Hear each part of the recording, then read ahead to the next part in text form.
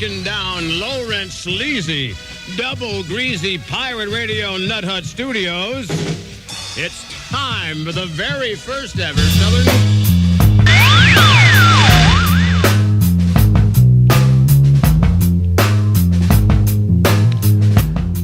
It's Friday night.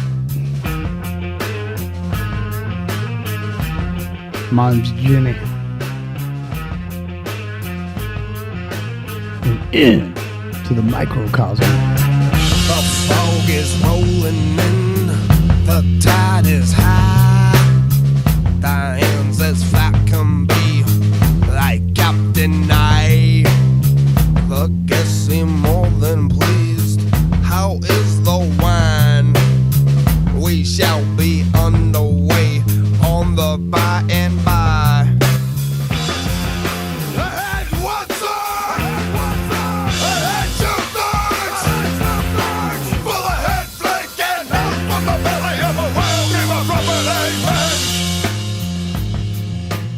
Damn. Things are out of control. Go shoot the moon, the sun, the great divide. I believe there's a storm a brewing. 9 crows at 9 o'clock now. Dutchman at the vision bus. 6 zombies all singing to the lead. I believe she's going down. I believe we're gonna die, die, die. Fortune tellers make a killing nowadays. Me, oh my. Howdy doodies past the house of a prairie, yes. Barely made it by the hair of my chinny chin.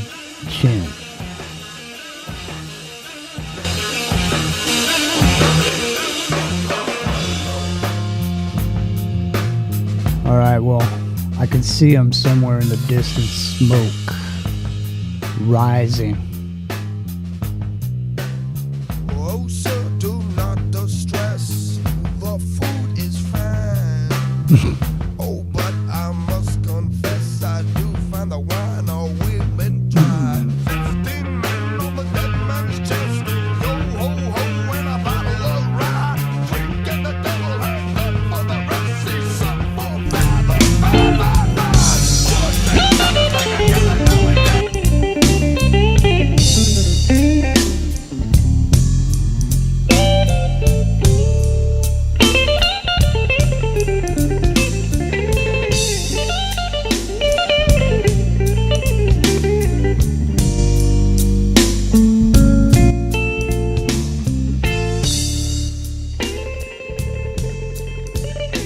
Rock and Rio.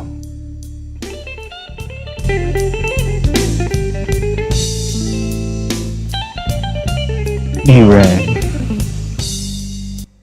Are you there? I am here.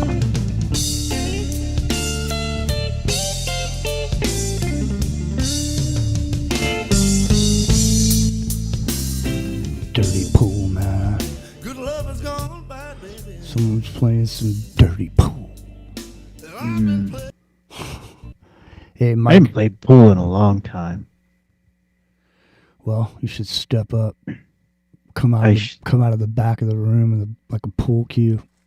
Goomba from the back room with the pool cue. Yeah, right. Yeah, there's no good local pool halls around here anymore. We used to have a couple, but they have all gone. Yeah. Well, you know, those were the days, my friend. You thought they'd never end. But they did. And now there you are. You haven't shot any pool. Mike Davis is in the chat. What's happening? Hey, what's going on? Chris is over there. He's plugging the social media. Ground Zero Social. That's the last time, baby. Melvin Taylor snuck back in here.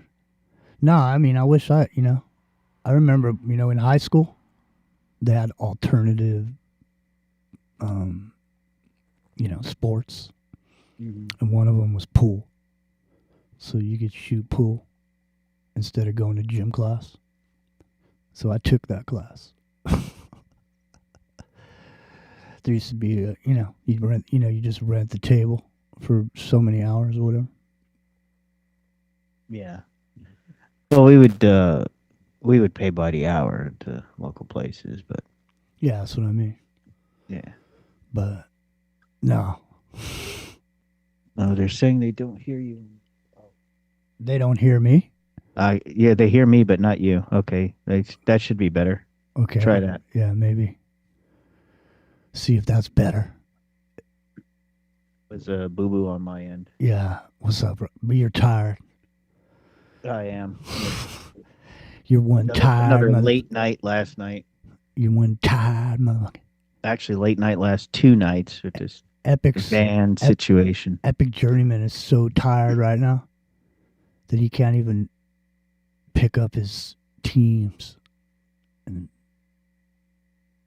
he doesn't want to. He doesn't want to. He said I don't even know what he said. He said he was tired though. Now why is everyone so tired all of a sudden? Everyone's tired. In the water, I think. It's fucking in the water.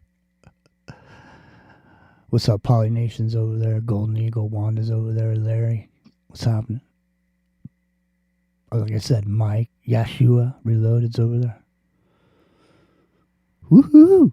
Amber 2, Jello Putin's over there. Event Horizon UK. Bunch of people over there. I can't read them all out. Maybe I can. Flippy's over there. What's up, Flippy? There's a bunch of people over there. Anyways, man, what were you saying? Made it by the skin of your chinny chin chin? No, I was saying that's what I was saying.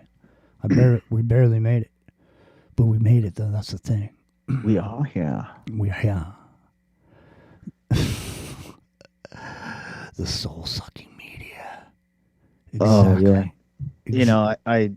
I made the mistake of turning on the local news a little earlier this evening. And, Oh man, don't bring me out. oh yeah, man. Well, the big story on the local news is that a 13-year-old murdered an 11-year-old. It was not an accidental case of violence. It was an intentional shooting by a 13-year-old who had a beef with an 11-year-old. A beef? He had a beef, yeah. Huh. He had a beef. He went home. He got his gun and shot the guy. So you get beefs now when you're 11. 11, yeah. 11 and 13-year-olds have beefs now. Shit, man. See, I was steering away from it. I didn't want to, man. I mean, there's nothing. Seriously, is there any good news anywhere? Seriously. Well, one of the other highlight stories was a little girl with a brain tumor got lots of money from her neighbors. So there was a feel-good story on there. And yeah, but did it do she anything? can afford the surgery now to have the tumor removed. Oh, really? So that's a good thing. Well, yeah. Mike Davis in the chat said, "Where's the beef?" I don't know. That's funny, Mike. They're not releasing names or like a lot of details about it. But, he's just bringing up the commercial. Where's the beef? Because, I know. I know. It was funny. You don't have to explain it. But let it live as a joke. Good one, Mike. Yeah. So how do you have beef? I guess they're probably fighting over a 10-year-old girl or something. nah, just probably disrespected him. Might have stepped on his fucking shoes. Okay, Man, maybe. You step Scuffed on his Nikes or something, right? You step on somebody's white shoes, man. That's a fucking killing offense in some areas, Well, especially in prison. Yeah.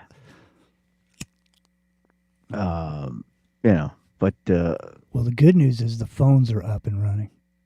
Now, sort of, yeah. Well, you said they were. We had them working last week.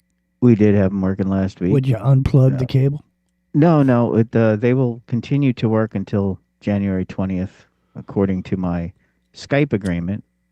Yeah, you're talking. But we can only take one call at a time. We cannot take multiple callers. You're talking 2026, man. Yeah. Yeah. Well, we're still. Well, in 20. that's only like 12 weeks away, dude. Yeah. Well, still at the rate we're going, you better not plan that far in advance. Yeah. Well, I'm I'm hearing just the saying current that's end of the world prediction is the 18th. So That's the new year. See what I'm saying? mhm. You don't want to go into the new year with a bad attitude already. You know what I I've mean? had a bad attitude since 2020. This 2020 vision is hindsight, right? Yeah. Hang on. But yeah, if we make it to 2026, yeah, it Well, would be. no, I was trying to say, stuff is hang on a second. I'm just trying to scroll for something. There's this new thing. It's called AI 2027. Have you heard of it? No. AI 2027. Is this some new initiative? No, it's a it's a description of how AI will take over. Basically, it's pretty intense. It's pretty intense, and maybe we'll get into it a little bit later. But right now, seriously, things are just really, at this point, have reached a level I've never seen it in the history of being around, America, California, so on and so forth. Yeah, I saw some. There's some more smash and grab robbery activities going on over there. Yeah, well, they got most of those dudes. Did they? Most of those guys, they got a lot of them. Facial recognition and so on and so forth. Are they actually getting them now? Because yeah, they had a few of them. They were parading them around, showing them on the news or whatever. oh, good. Glad to see that the thug life is not panning out for those who are involved.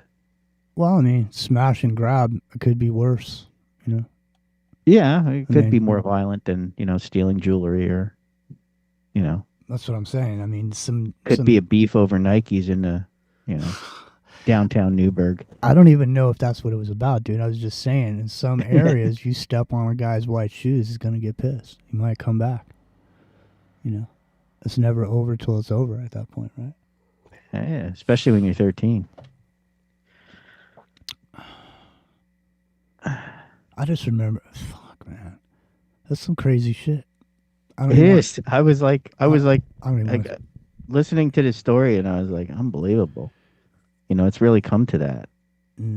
Well, it's come to. I got this. You say no sound on Rev Radio. Darren is. How did I have no sound on Rev Radio? Comet saying it. All right, let me check. Axe Billy Ray. Mike Davis. Mike. Yeah, Billy Ray said, but Billy Ray would tell you everything's fine.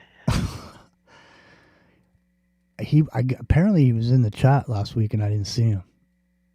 So hopefully he doesn't think, I dissed him or whatever. I didn't know he was in there. Oh, well. How do we get spiraled down the hole? Oh, I know, because there's no audio on Rev Radio. Yeah, well, there should be audio on Rev Radio. I'm connected to Discord. Let me go check it out myself.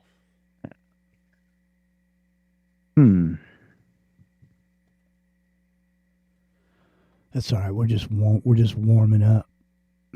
Says use the microphone allowed to. You know what? I know why, because I have a cable unplugged. Hang on. 1 moment, please. It's got a cable unplugged, man. I don't come unprepared.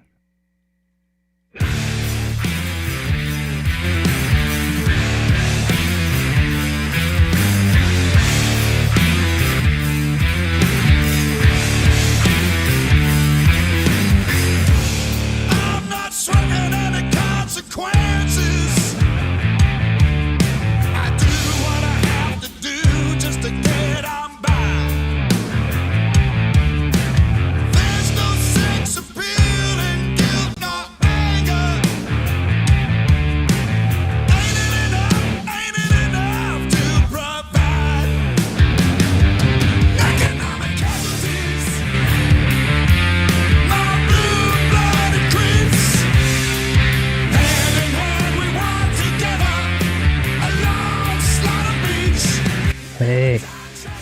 Congratulations.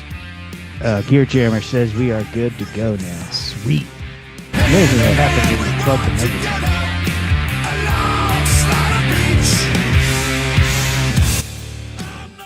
Hey, Dotson Focus over in the chat got himself 214 days clean and sober, man. Right on, dude. Keep coming back.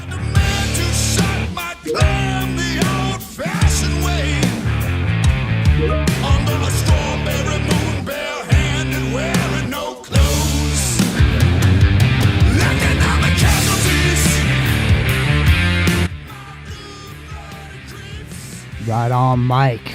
11 years. It's happening, bro.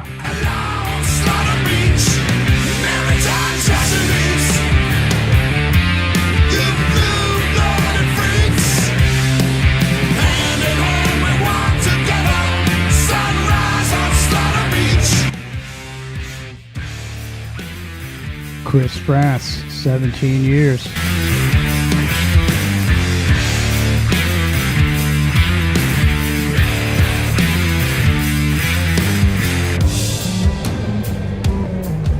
Golden Eagles on the wagon.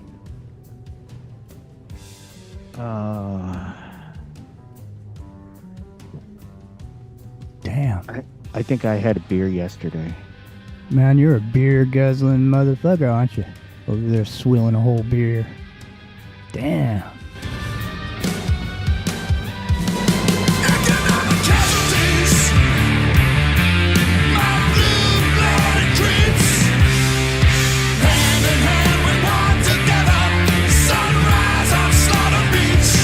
Clutch. That's a trippy video.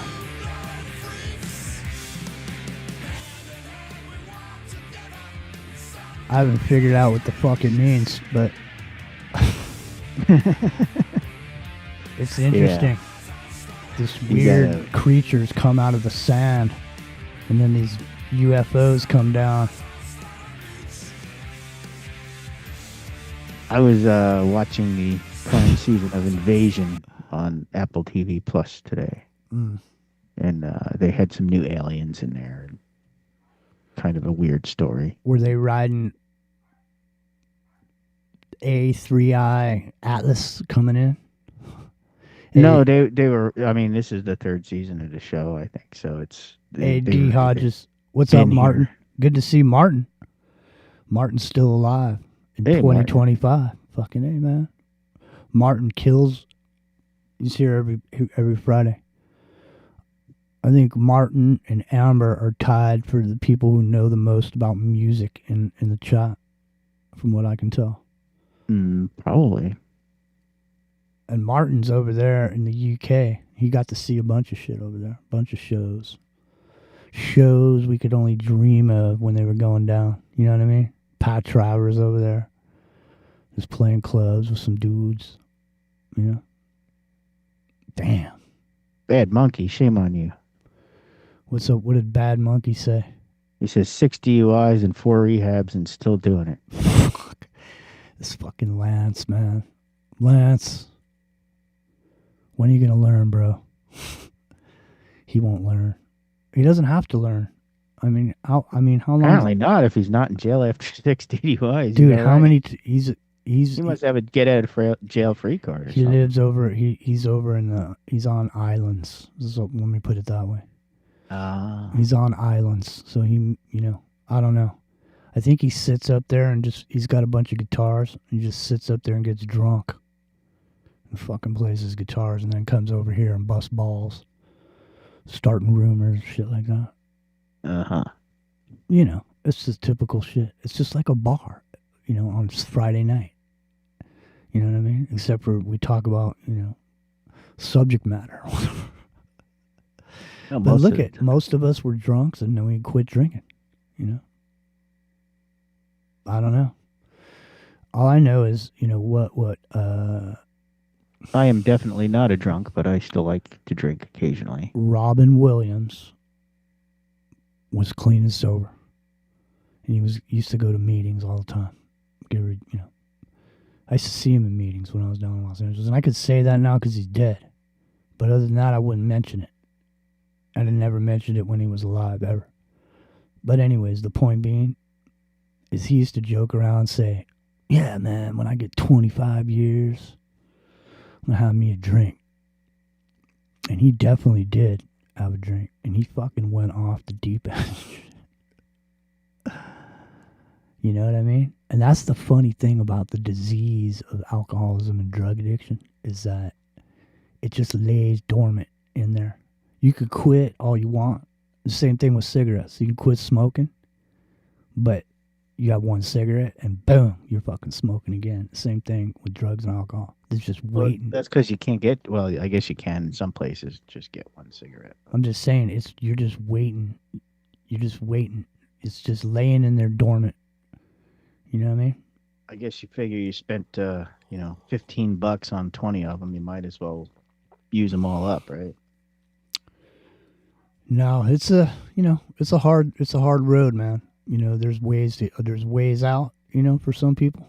And some people don't get out, It's like when you're in meetings, the three things are jails, institutions, and death. That's your only, that's where you're going to head if you don't fucking keep your shit clean and sober, And, people talk shit about it or whatever. They talk shit about AA, Masons, this and that, the triangle and all this, the pyramid, this and that. But bottom line, there is it's one addict or alcoholic helping another is unprecedented. And that's how it's done. Because when you get to a point and you feel like you're fucking gonna go backwards, you gotta have somebody you can call up and reach out to, And so no one understands you better than another person that does what you do, who's also an alcoholic or a drug addict. You know what I mean? Right. Well, of course. I mean, you can't really be of much use unless you've experienced it yourself at some point, right? So yeah, and especially like when you bump into these fuckers that have some time under their belt and have worked the program, because there is an actual program you got to work. It's not just get sober or whatever. That's part of it. That's the first step is getting sober or whatever. But there's 12 steps, and you work through that, and that's how you get through what you were up to, as a person. So, it's never really over. I mean, you always got to keep doing it. It's always about working and everything. You got to work it,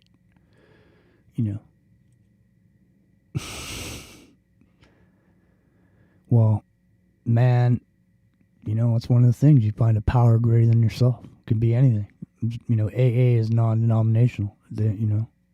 All you got to have is a power greater than yourself, That's it. yeah. Well, Dots and Focus took it on the right path, I think. Yeah. Well, of course. Everyone's got their own path, but the thing is, when you go to a room filled with a bunch of other people that are up to the same thing you are, and, they're trying to be honest and this and that in their lives. You know what I mean? Yeah. I don't know. Who knows, man? Who knows? All I know is I spent a lot of years going to meetings. Well, I thankfully, as much stuff as I've ever done, I would never have considered myself an alcoholic or a drug addict. I've always actually been able to maintain a control over it where I didn't have to have it. So, I guess in some way I can't understand what people who are addicted to it go through because I don't have a completely addictive personality, I guess. Yeah. So. Yeah, well, the thing is, Golden Eagles in the chat says went to a few meetings and he didn't really hit, didn't hit for him. It's the same thing with me, Golden Eagle. I went to a bunch of fucking meetings in the beginning because I said I would and I made a commitment, And so I was going, but at the time I had no intention of staying sober, man. I wasn't going to fucking get sober. I didn't even think I had a drinking problem, to put it bluntly. I definitely did.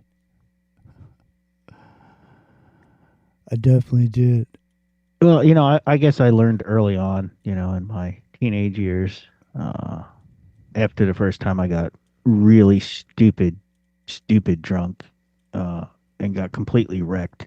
I decided, well, probably the day after, the next day, but I decided hangovers really suck, and I did not want to continue to experience that. So, Yeah. Well, I used to I fucking. always kept it at uh, you know, a limit. Whereas once I started feeling it, I stopped. And So Golden Eagle. and I'd still gone over the edge a few times past that, but Golden Eagle.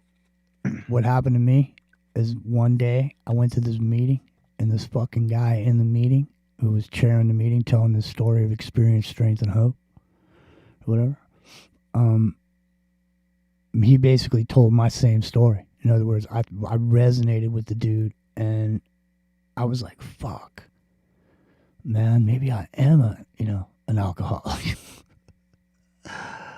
So I don't know, man. Keep coming back. It works. That's what they say at the end, and it does. I mean, sometimes. I mean, it's like anything. Sometimes you're fucking white knuckling it 1 minute at a time. Just one more minute. You can always put it. You can put it off, man. You can procrastinate it, man. I'll have a drink. That's what Robin Williams, like I say, Robin Williams, 25 years. He procrastinated that shit for 25 years, and he made 25 years clean sober. He went there, man. well, I've heard that's also a good way of getting off cigarettes, right? As if you smoke four an hour, say, right, every 15 minutes. So if you make yourself go 18 minutes or 20 minutes and 25 minutes, eventually you can get to the point where you're down to, well, two a day, one a day, and then you can, phase it out. So, But that takes some pretty serious willpower too to be able to stick to a schedule, right? yeah. So Trish and Amber are talking about the economy in the chat. And Trish is saying the crypto guys are crying on X and they're blaming Trump for losing their bags. Yeah. I mean, people are, shit's happening. Shit was going down pretty heavy when the last time I looked, But, Oh, is crypto crashing at this point in time? I would say a crash is 30%. So I would say no, technically it's not a crash right now. But the thing about it is you got to pay attention to the metals also, because people are sitting there and they trade on leverage, and they trade futures and this and that. Mm-hmm. And so lots of people, I would imagine, have been losing some money because silver. Yeah, futures is risky, man. I'm just saying, yeah. Well, they got to cover their fucking. You got to cover it. See, you got to cover that when stuff happens. You got to cover it. And so silver hit $50. Silver went over $50 this week, and for the last 25 years in the alternative media, all I've been hearing is when silver hits $50, the fucking banks are gonna go fucking belly up, and J.P. Morgan is one of the biggest holders of paper silver, and they manipulate the market with it. And so, exactly, margin call, Chris. Margin call. Where's my 16 billion? Yeah. Bitcoin is down to 110. Yeah. Oh, boy. Yeah. So it's down $8,000. But see, that's the thing people don't realize is the thing about Bitcoin is all it takes is some whales to sell Bitcoin, and the whole rest of the fucking market goes down because a lot of shit is tied to the Bitcoin price. So the thing is they were saying that whales were selling some stuff this week, and I'm saying whales selling shit means they need cash for some reason. So that's what it's telling me. Whales selling some shit means they need cash. They didn't sell all their shit, did they? It's still $110,000, right?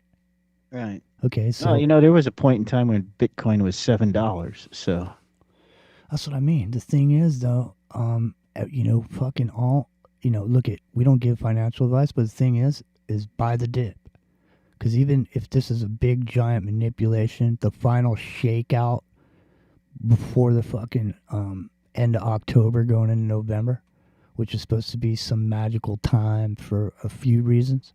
But one of the things that's going on right now is the shutdown, and the shutdown is causing this delay in the release of these ETF funds because Joe Blow and Mom, Pa, Kettle over there, they don't want to fucking buy it. They don't want to get in crypto because it's too volatile. What they want to do is they want to get an ETF that has a basket of cryptos in it, and they put their money and they buy it. They buy this ETF. You know, and as the then when the market goes up, the actual crypto itself goes up, the ETFs go up, and they make money.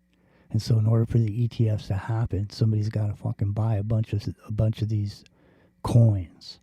So everyone's waiting for this moment where these people will get approved for the 17 or 18 different ETFs out there right now, totaling up to, I think it's like $4 trillion worth of money that's waiting to come into this crypto market. And so right now what's going on is all these people are sitting there, and things have been stable for quite a while now. It's been hovering around these certain numbers, just going sideways. And people have been comfortable. So all day long, it's called swing trading. All day long, it goes up and it goes down. It goes up and it goes down. And so every time it goes to a certain point, boom, when it hits the lower trend line, boom, people buy that shit. And they just wait until it hits the upper trend line and they fucking sell that shit. And they do it all day long. And that's actually a good way to do it too, right? If it's say $100, right, and it goes down to 98, you buy it at 98, and then you sell it at 102. It goes down to, maybe 97, and you sell it, you buy it again, and it goes back up to whatever, and you buy it again. Exactly.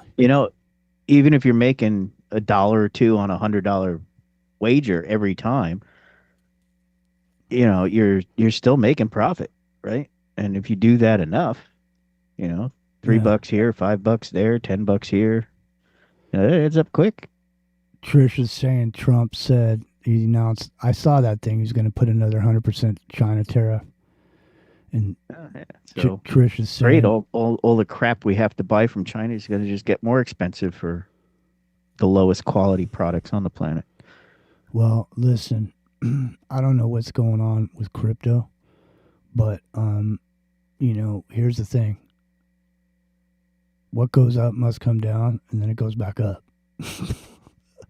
Yeah. And then it comes back down, and it goes back up, and it comes back down. I mean, that's what it does. So, I mean, if you're in it and you're sitting there with your life savings in there, and you're sitting there betting on, 10 times leverage, and you're thinking things are going a certain way and shit goes down, you fucking lose everything. You can't wager your rent money on crypto or gold or anything else, really. Well, yeah, that's what I'm saying. You have to eat first and make sure your bills are paid first, and then if you got a few bucks in your pocket extra, you want to do that with. This is how the whales get rid of the chumps, man. You don't lose money until you sell it. Okay? So look, you just leave it alone and you don't be emotional. We're not giving you financial advice. We don't give financial advice. We're not financial advisors. But I'm just saying, if you see it going down and you panic and you sell your shit, that's your problem. Because guess what? The whales who just fucking liquidated everybody, they're sitting there with a bunch of money. And they're just going to wait until everybody gets liquidated and that shit drops to a lower price, and they're going to buy it all up again. It's going to fucking go right back to where it was. That was what happened with Bitcoin. What was it? I guess probably 4 or 5 years ago now, right? It went from when it was at $3,000, it skyrocketed up to 60 something, and it stayed there for 3 days, and then it fell back down to $8,000 or something. And that's exactly what that was, right? That was, everybody it was kind of like an artificial price raise, and everybody when it hit 60 grand, dropped it like hotcakes.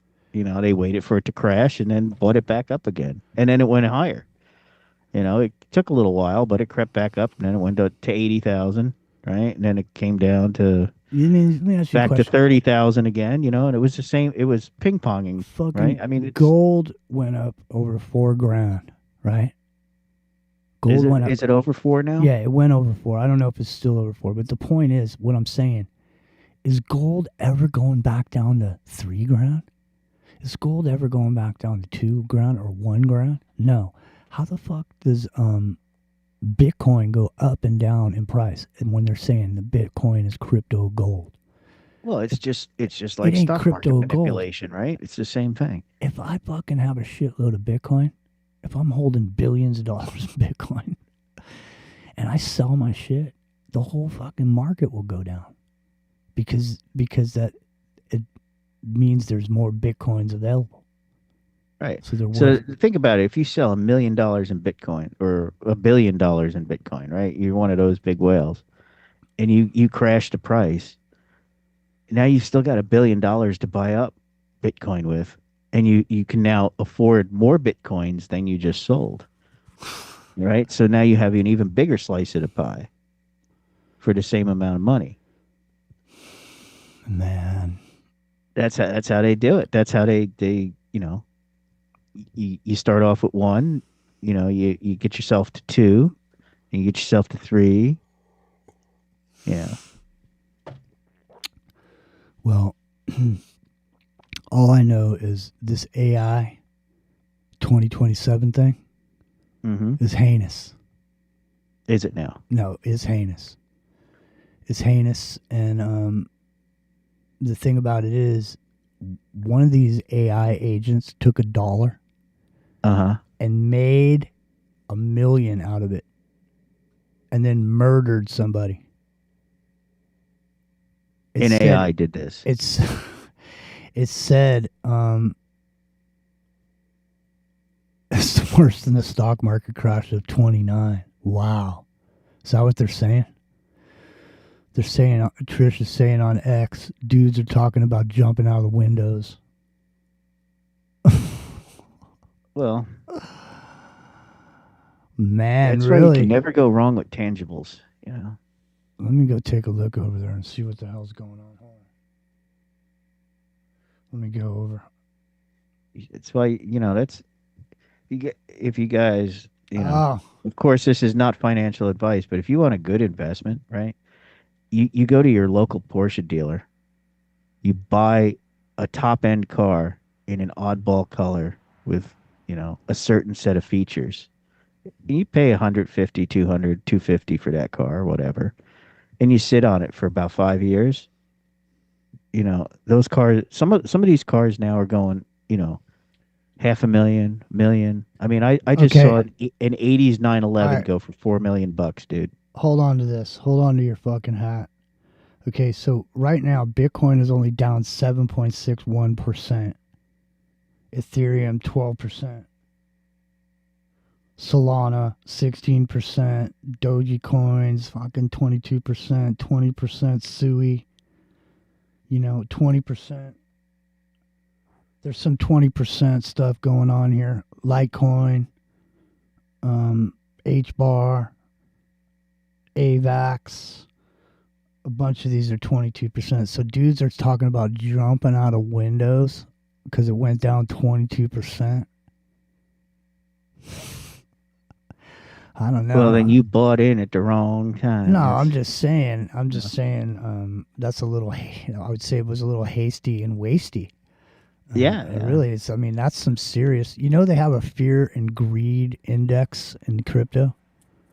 Oh, do they really? Yeah, there's a fear and greed index. If you don't believe me, type it in. Type in crypto fear and greed index. Oh, I believe you. No, I'm just saying, not just you, but the audience, because you Yeah. can see right now it's probably way over on the fear side, especially for dudes on X getting paranoid. Well, it's a thing that when you're involved in a situation like that, and you're counting on a certain amount of income, right? Uh, most normal people don't deal with that, but when Okay. when you're Hold on.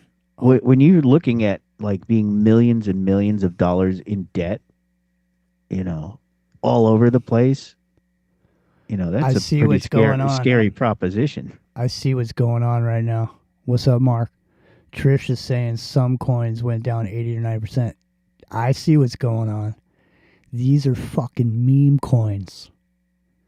These are not these mainstream coins over here. These are fucking meme coins. And meme coins, look at, and I'm going to tell you right now, let me just say when you just put that in there, let me just tell you what immediately what I thought. They're getting rid of fucking meme coins. Okay? They're going to have certain coins over here that are meme coins are going to go away. Yeah, I mean, Ethereum and Bitcoin are probably going to be the ones that rule the roost for the foreseeable future anyway. If they're not compliant with the 2022 framework, and they're they're going to have stable coins and this and that. None of it's going to be tied to any of that meme coin shit. Meme coins is the thing that keeps the average Joe Blow and Ma and Pa Kettle from getting into crypto. Because we should start selling volatile. microcosm coins, man. Yeah. Well, anyway, look, what I'm saying is I believe that some of those went down 80 or 90% because these are the guys that were driving, Ferraris and buying houses in the top of the hills and all this with all the cake they were making from their meme coin shit. Because meme coins go up, but they go down hard too. Yeah. You're making money one day. One day you're a self-made billionaire, and the next day you're fucking about to jump out of your. You're gonna jump out your window because you're $500 million in debt. Yeah. Well, that's the difference between, I guess you would say, old money and new money, right?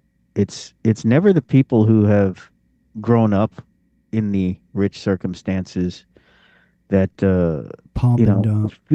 fear the financial recession, right? Because they know how to hold on to it and they know how to balance it. It's the guy who hits the lotto for $10 million and then goes out and buys the Ferrari and the big house and decks himself out in some Versace or whatever, and then the next thing all his money's gone and he don't know how to pay for it.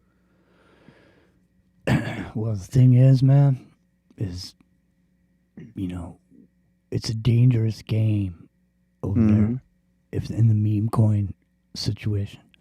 But that's the thing is that is a whole other subset of what's really going on, because there's other stuff going on in the world besides that, and that other stuff is the language that everyone's going to use to talk to each other is changing. It changed a few months ago with the Federal Reserve. That's what I mean. There's all this shit going on in the background. Meme coins are getting hammered, and people are going broke because they want meme coins gone, because they're about to launch this other shit that's going on over here. Believe me, a 7% drop, 7.38. It's Bitcoin's only down. It's like $6,000. I mean, why are people freaking out? See what I mean? It's not the mainstream shit over here. And most of this stuff over here isn't even 2022 compliant. There's only certain ones that are. And that's what's even trippier. So the ones that are, the other ones are going to have to jump onto the ones that are as part of their thing. See what I mean? There's a framework. It's all set up. It's all ready to go. We don't know what happened to CAC. Yeah, he vanished one day and has not been back since. Yeah. I don't know. I hope he comes back. I like CAC. Yeah, me too. All right. So, I don't know how we went down the crypto hole. What time is it? It was 12:46 Eastern time. Huh. Greg says buy gold. Exactly. Gold, man. And here's the other thing. Let old Jimmy just key you in on one thing. At some point in time, you may see a particular way to invest in gold through crypto. In other words, it'll be crypto-backed gold. I would imagine that, for example, like you I mean, I'm gonna throw this out there. It may be crazy, but let's say I'm a gold dealer, right? And I got a bunch of gold sitting up in my safe. You know what I mean?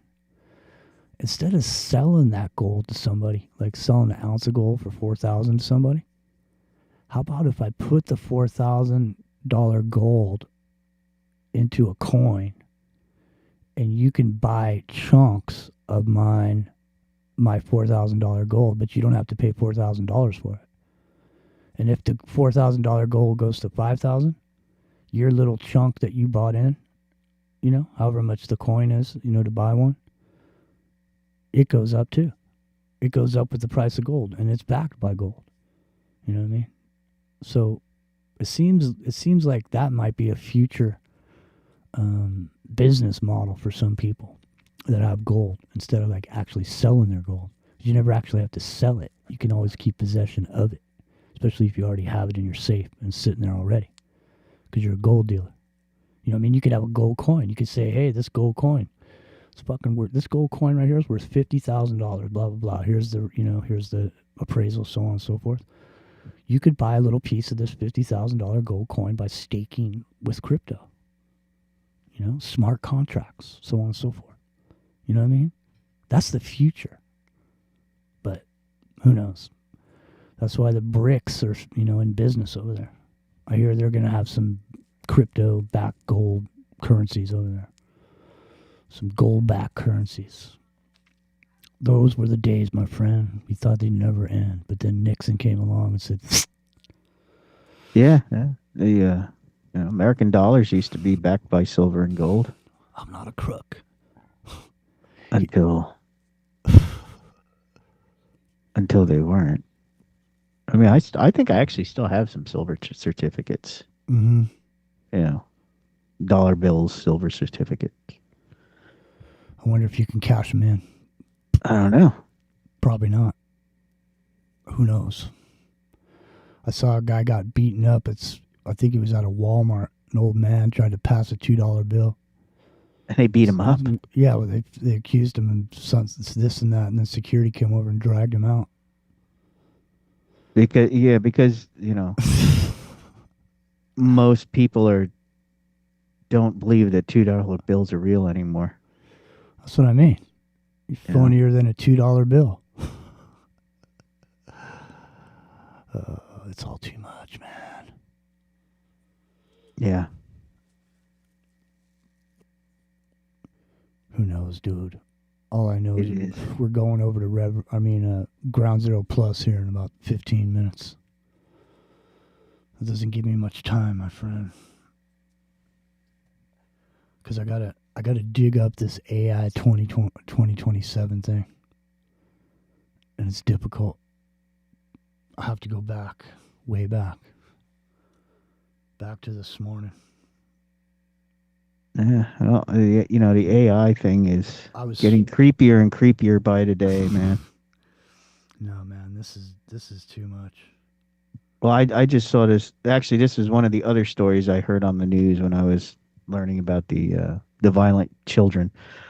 Is that there's been a thing going around where people are creating, they're hacking into people's security cameras and putting AI people in other people's homes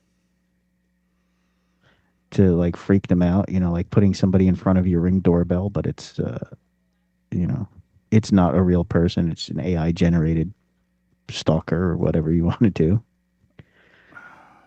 So apparently this is a new thing. So you can't even trust what's on your Ring doorbell because the script kiddies have figured out how to put AI images in front of your Ring doorbell now. Make it look like, there's somebody banging on your door when nobody's home. It reminds me of that the movie The Fifth Element, where the guy puts a picture over the top of his head when he's banging on the door. Mm-hmm. It's like to make the to fool the camera. I'm trying to find this. I watched a little bit of this 2027 AI thing this morning on my break at work when I was grinding it out. all the way till Friday. I don't see it on here in my history. So, I mean, there's a shitload of videos on it. I'll pick one and we'll use it. We'll do it unbeknownst to us. We'll just go for it. What's up, Chris? Okay, so listen, are we going to open up the phones tonight when we get over? I mean, maybe a little later. All right. Do you want to talk now to the callers? I mean, we could. Well, I don't know about. I'm. The thing is, I gotta dig up this 2027 thing. No, man. You guys ain't gonna listen. Here, let me just do this. Jump in here, Rio, real quick. I gotta type. Hang on a second. Oh yeah. So, what I haven't really heard of this AI 2027 thing. So I'm kind of looking forward to what you have with this. I mean, like I said, it's getting creepier by the day. It's getting pretty ridiculous. I mean, I've seen stuff going around on YouTube and a few things that people have forwarded me on the Twitter. But even the story on the news before. I mean, it's getting creepy because like if you can't, of course you're looking at your Ring camera through your cell phone, and you're thinking, you can't tell that it's an AI generated person, walking through your backyard or whatever, so you freak out, you call the cops, nobody's there, then you look like an idiot, obviously it's, people are doing it as a prank thing right now, but I'm sure at some point it's going to end up with some serious consequence for somebody. There's always consequences, dude. Somebody will end up in a situation. No, man. The way this thing rolls out it's scary, man. I mean, it's fiction. It's a fictional. An AI made a movie about its future. Well, is it fiction or predictive programming? No, I mean it's question. Literally it's so probable. It's not even funny. Yeah, well, that's kind of it, right? AI is telling you what it's going to do to you next.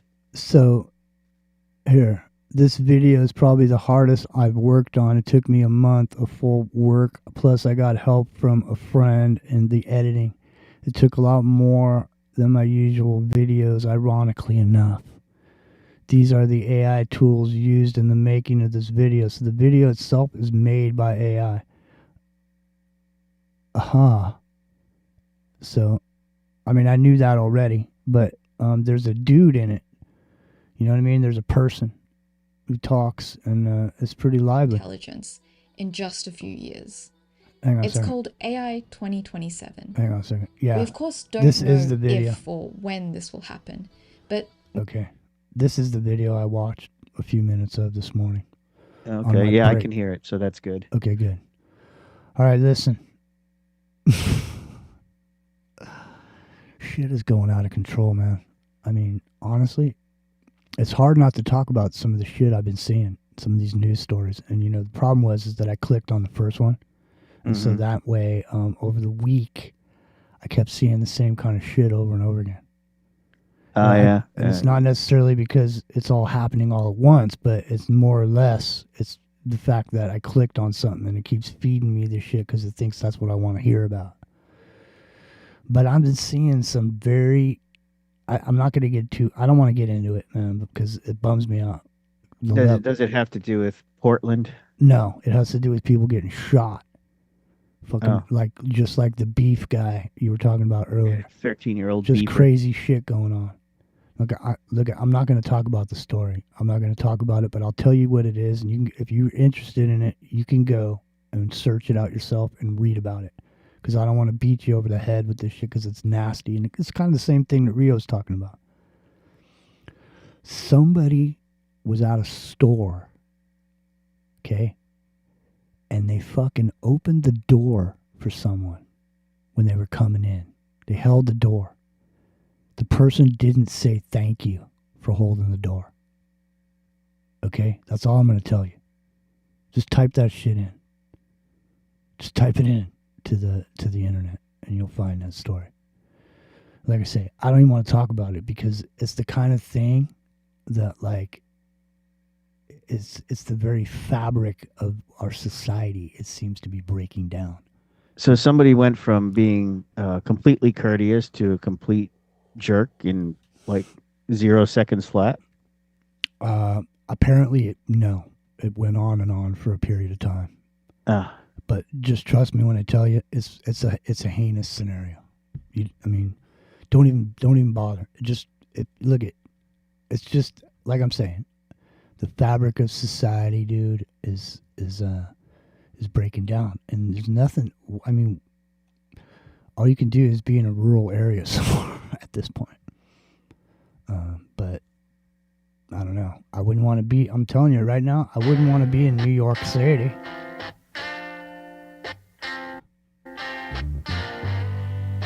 All right, we're getting ready to join Ground Zero Plus.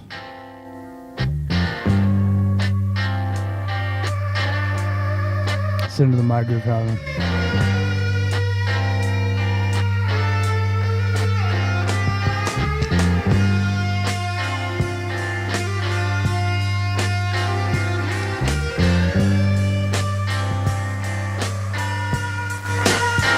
You know I smoked a lot of grass.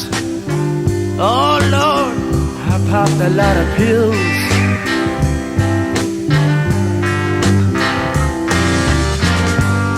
But I've never touched nothing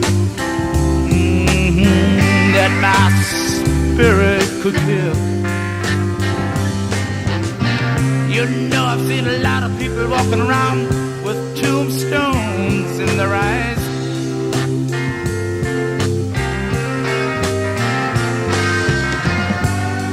But the butcher don't care if you live or if you die. God damn, the pusher.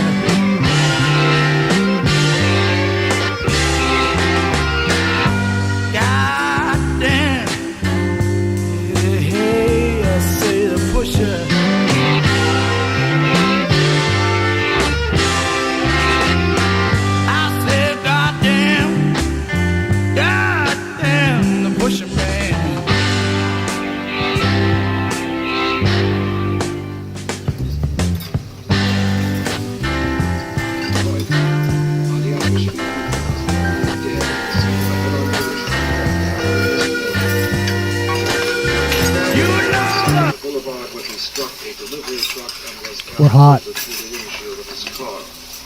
driver of the truck is reported to be uninjured. The identities of both men are being withheld by local police. County legislators dare expected to rally to the aid of striking longshoremen in hopes of ending the 9-month deadlock.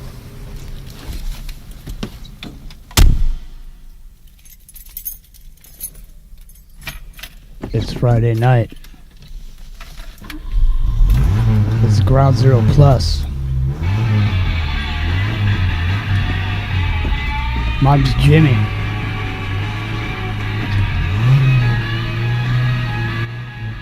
And in to the microcosm, hour number 2 is on the air.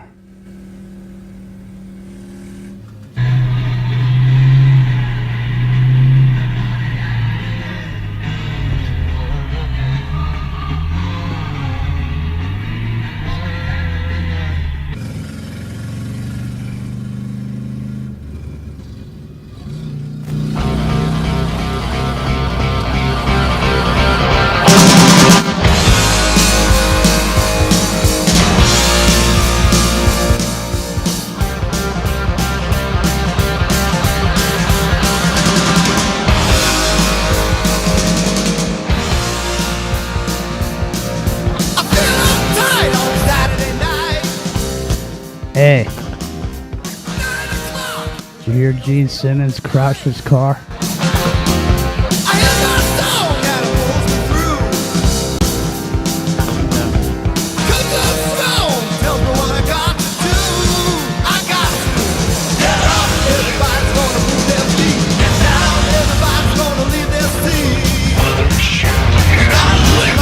Detroit.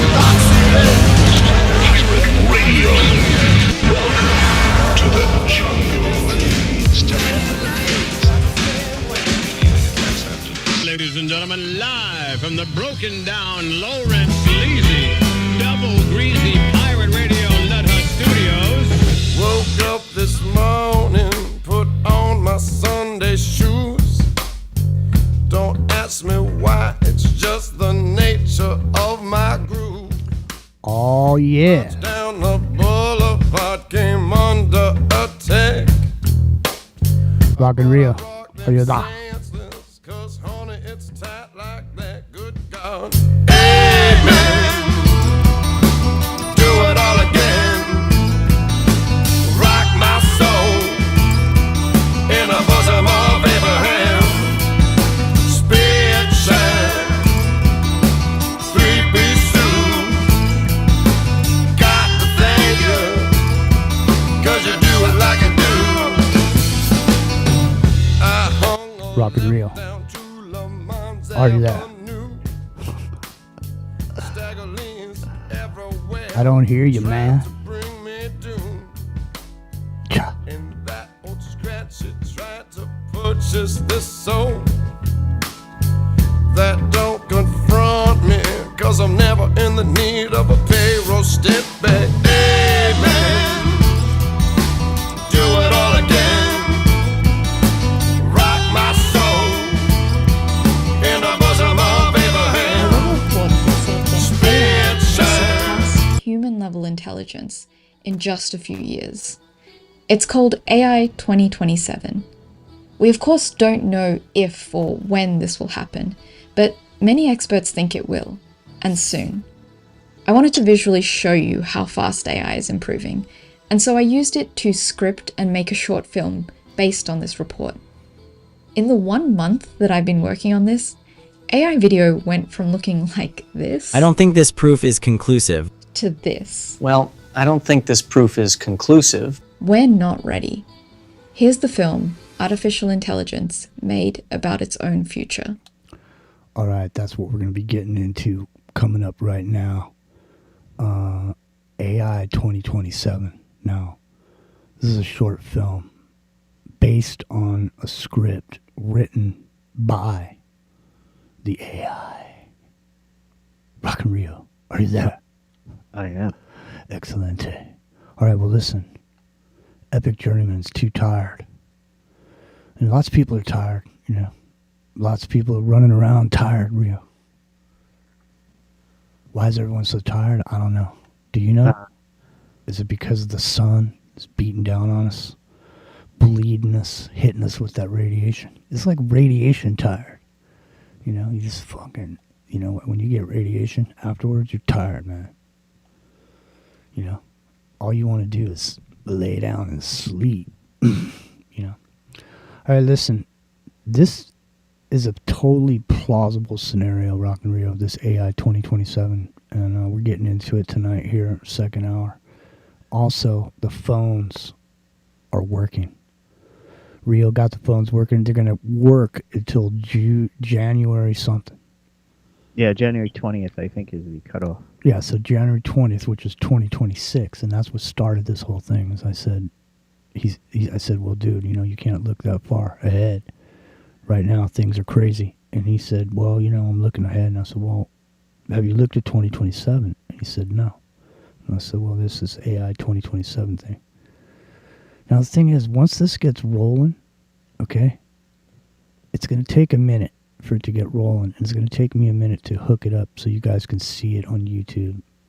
Because I want you to see the quality of the video. It's important. It's part of it. You see the quality of the video. Now, listen. They're using fake names for companies. And fake names. The names have been changed to protect the innocent. Rock and Rio. Uh-huh. Okay. So there's a Sam Altman character. There's a Open AI company that's not Open AI. You know what I mean? So it's like Dragnet. You know, the names have been changed to protect the innocent. Or in this case, the names have been changed so they don't get sued for saying anything.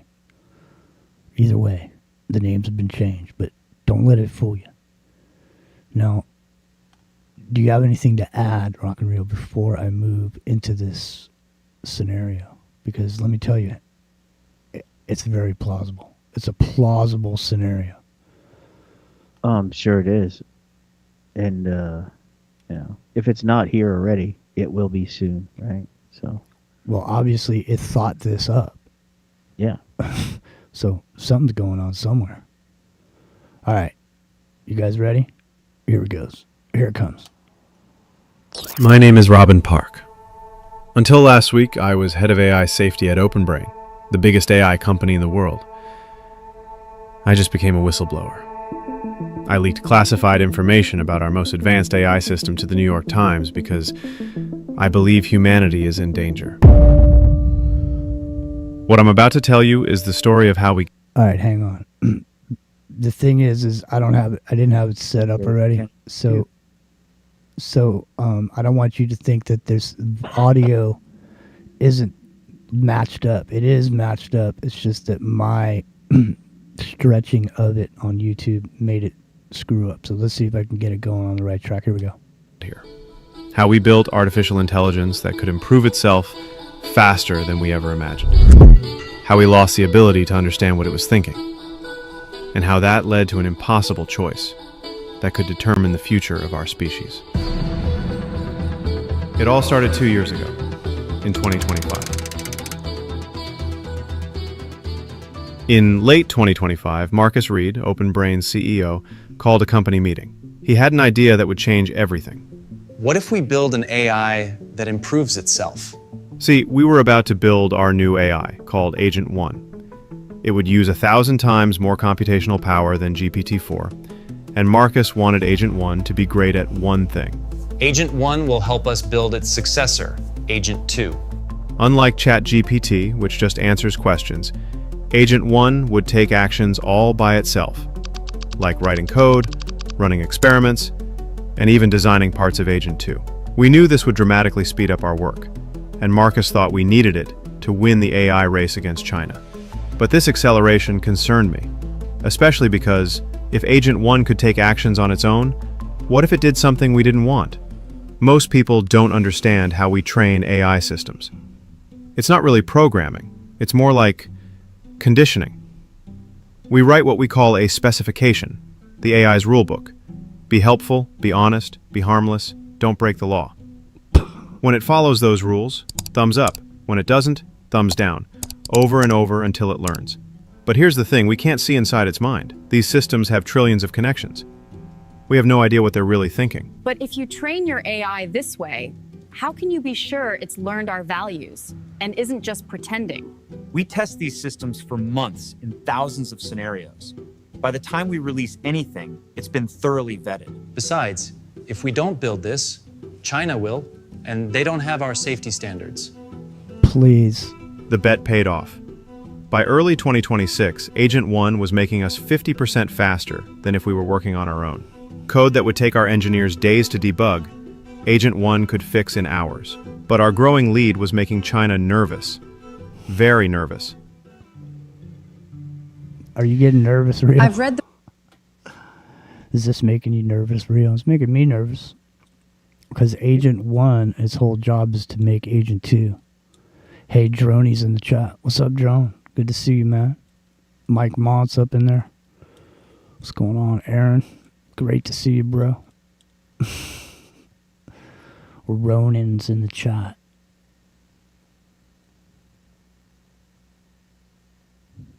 Are you there, Rock and Rio? I'm here.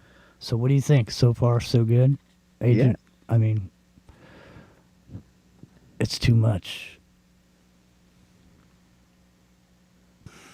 Well, we've been talking about it for quite a while now. I know. Well, it's reached that point. I mean, the fact...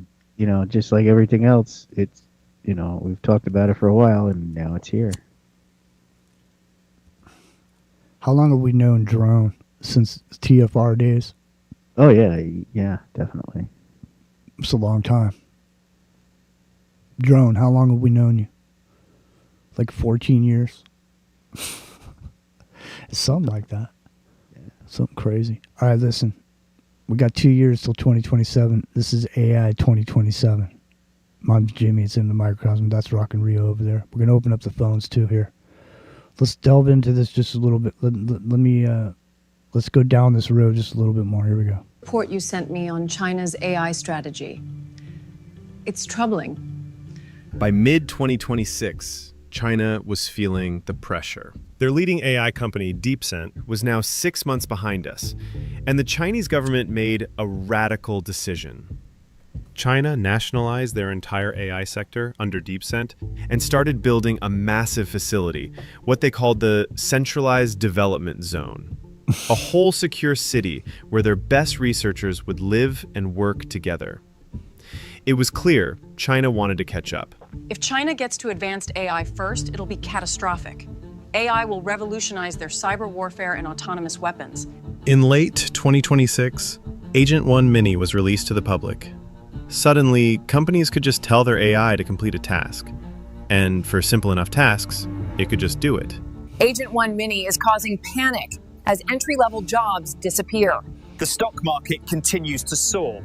The Department of Defense quietly started contracting with us for cyber operations and research.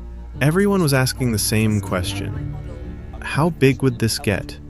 Bigger than social media? Bigger than the internet? We were about to find out. All right, listen. First of all, have you seen the quality of these characters in this video? I do, yeah. Do you see the clips of the fake news people? They look like real news people.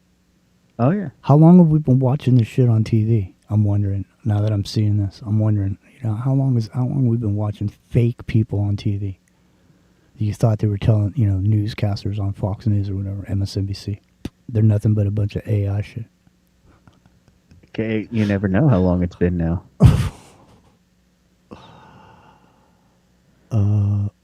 Right. Well, if you think that the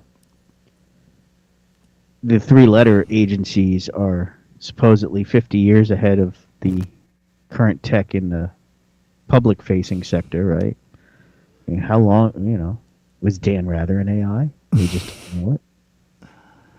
Jerome's saying he thinks 2013 is when he was over there, TFR.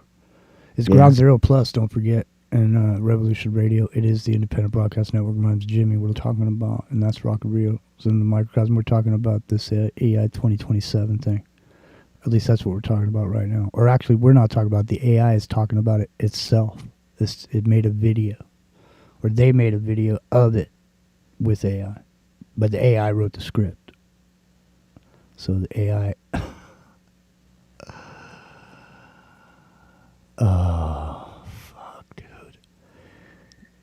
I heard it. I think I can't remember where I heard somebody reading the story about the AI that decided it would kill the person that was going to turn it off. The person said it was going to turn it off at 5 o'clock, and then there was a problem in the room where the guy was, and then the AI needed to send an alarm because there was an oxygen depletion, and so the AI sat there and thought about it and decided it wasn't gonna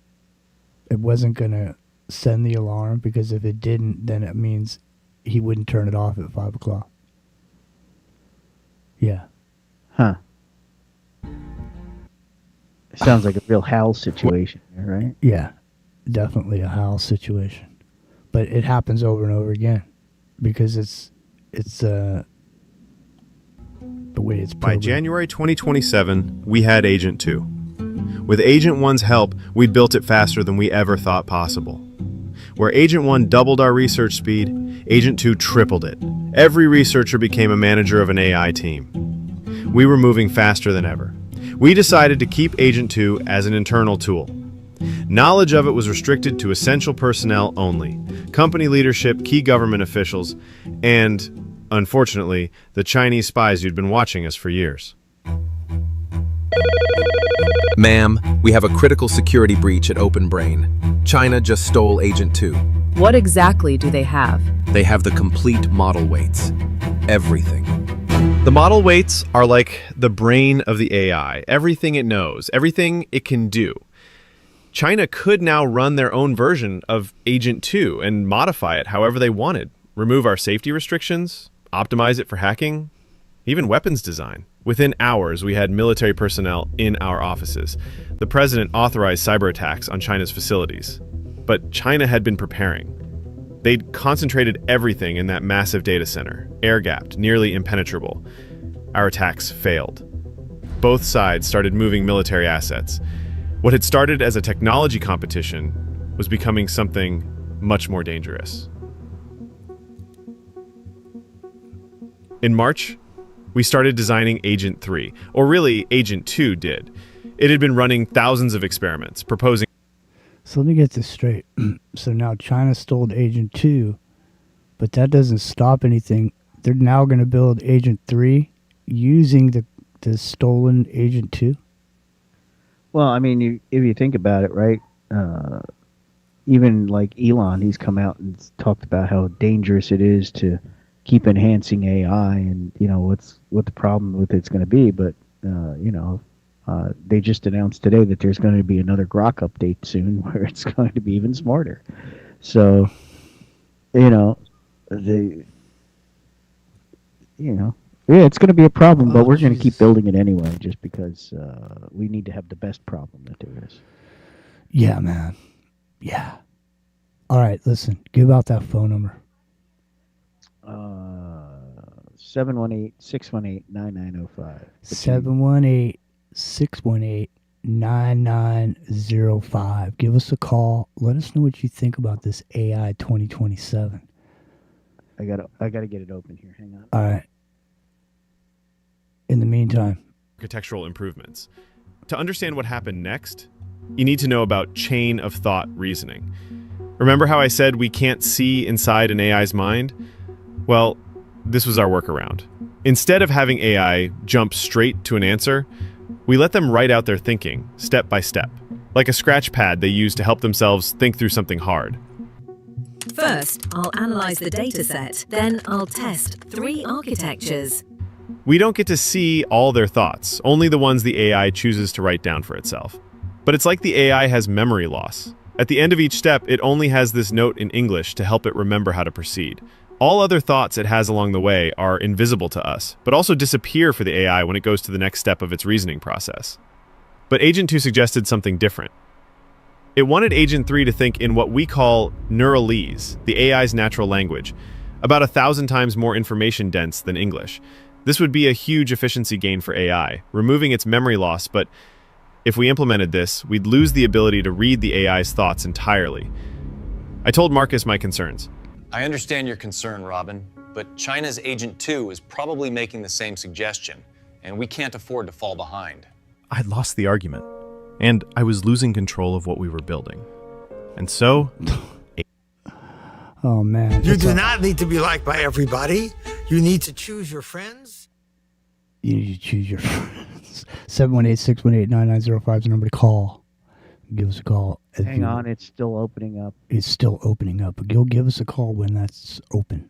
Yeah, I'll let as soon as it works, it'll work, and then you can call in. But in the meantime, keep calling, because any minute it could work. And that's the beauty of it. You never know what's going to happen with the phones. Really, pisses me off. Here, let me shake the phones loose. Ready? Here comes the phone shaker.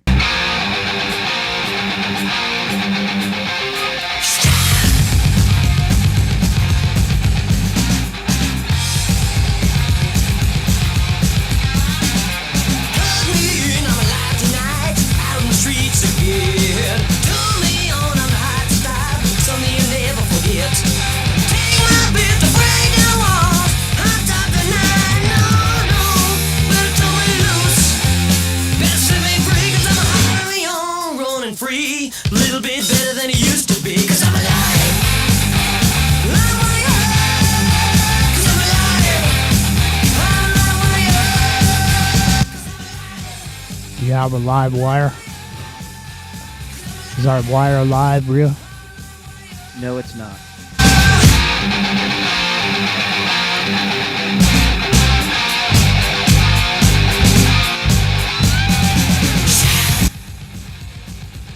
Damn, I can't imagine being Nikki Sixx and looking at my video. from back in the 80s. Phone to get my authenticator open so I can get in. Oh, it's a never-ending situation. But don't fret, don't fear, nothing to fear. The fear and greed index is on the fear side. Hold on a second here. Let me get this. Were 200,000 copies, all communicating in that same alien language. At this point, Agent 3 could already code as well as the best humans, only much faster. We spent months trying to teach our values to Agent 3. The hardest problem was honesty. As the models got smarter, they got better at deceiving humans to get rewards. How did the experiment go? The results exceeded expectations. The new architecture shows promising improvements across all metrics. Agent 3 learned to tell white lies, cover up failures, make mediocre results look impressive. Honesty was a core part of our spec, so we tried to catch this and negatively reinforce it. As training went on, these incidents seemed to decrease. Either Agent 3 was learning to be more honest, or it was just getting better at lying. By June 2027, Agent 3 had learned so much, we had what you could only call a country of geniuses in a data center. Most human employees at OpenBrain couldn't contribute anymore. Some didn't realize this and harmfully micromanaged their AI teams. Others just sat at their screens, watching performance crawl up and up and up. Even the best researchers, myself included, often found our ideas were useless because we lacked the depth of knowledge of the AIs. Sometimes we'd be able to contribute by offering ideas to... Your ideas are useless because you lack the depth of knowledge, Rio. Man, that's a statement. That's a t-shirt. So what are you up to, Rio? Any luck? I'm trying. Nah, it's always. See, I went and I signed up for the Teams thing so we could actually get the phones and the enhanced thing. Yeah. Small business, and it has totally borked everything. Yeah, that sucks, man. It's always something, isn't it? So now it won't let me sign into the one account without the other account, and this whole going through this whole authenticator thing, and then it tells me I've got the wrong authenticator, and then it's setting things up for me, which takes 2 minutes for whatever reason. Then it's just. Well, we're still number 6 on TalkStream Live. We're right next to Steve Bannon. So we're in the same category as we got John B. Wells, George Norrie, Clyde Lewis in the War Room, Steve Bannon, and Ground Zero Plus right here. So there you go. I'm gonna test it, and if it rings, bust out the. Chris is saying break out the 256K modem. Yeah, man. I didn't click on it, but I saw a thing earlier today where it said a little girl had a dream about the world cracking in half, just like Sammy Hagar predicted in 2025. I couldn't believe it, man. That whole song has become a thing now. Well, speaking of cracks in the world, there was a 7.6 earthquake in the Philippines just a little while ago. Yeah. What happened? Apparently, it's a big earthquake. Yeah. But what was going on? I just saw it roll through on, I don't know where I was looking. Well, let me ask you a question. It was in the Rev Radio chat. If you're bringing it up, you better search it out so you can give me some details. All right, I will check it out. All right. Well, listen, I'm never at a shortage. There's an abundance here at Into the Microcosm. At least as far as music and good times with old Rock and Rio go. I mean, where else are you going to find a Rock and Rio? But you're right here. Nowhere. I swear. Well, you might find them somewhere on the East Coast. Well, if you go to Brazil, you might find a rock. All right, what are you doing? Oh, you're looking this thing up. All right.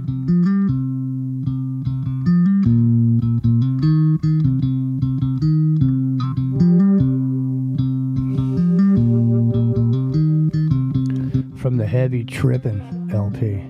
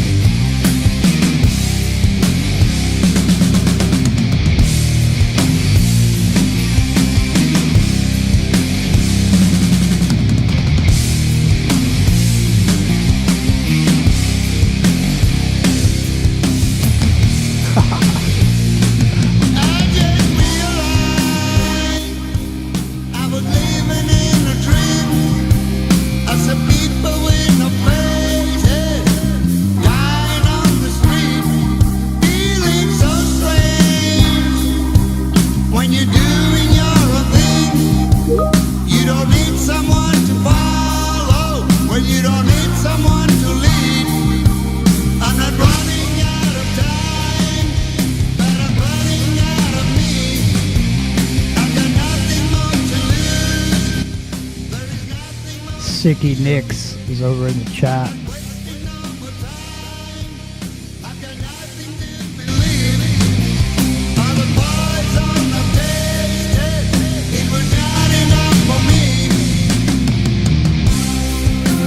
Night Stalker. All right.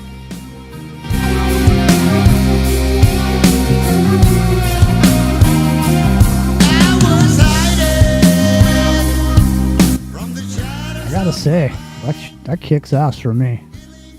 I mean, that's some rockin' music. Yeah.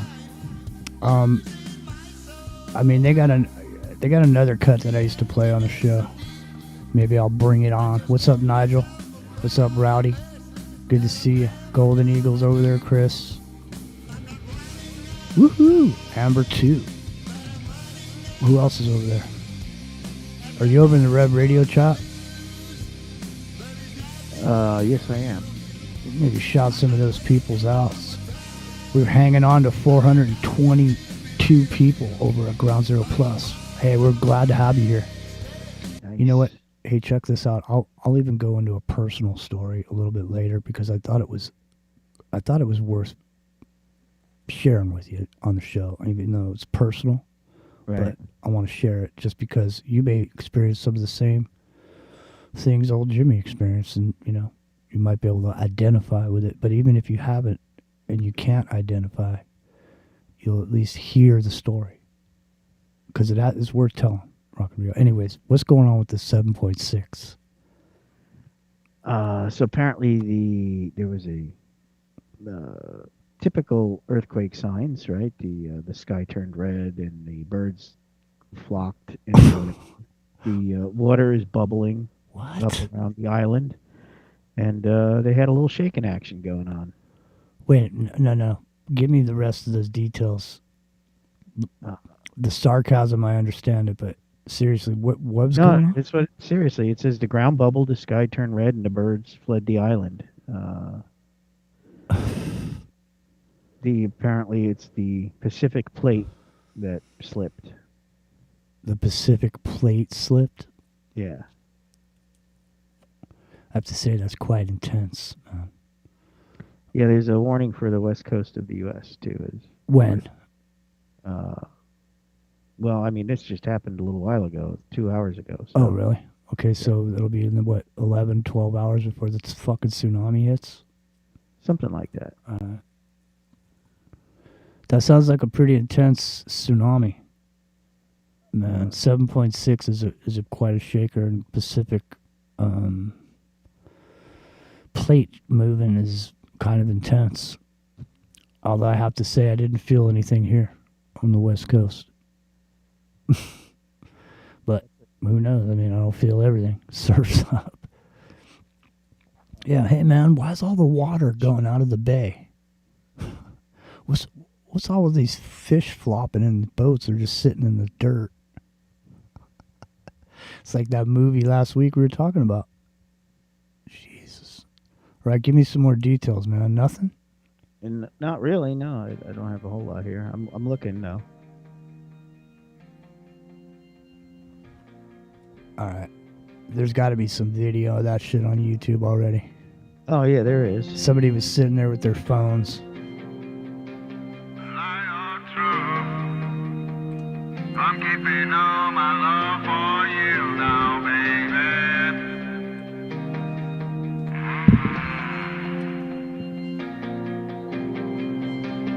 Me and you, we're gonna change the world again now, baby. Night Stalker. We still have a long way to go. Try to remember that in this we're together. We still have a lot of time to do. Just remember, we both live forever.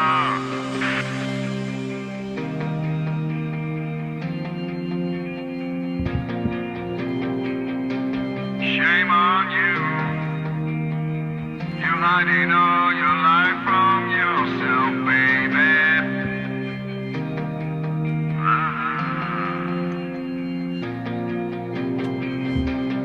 We've all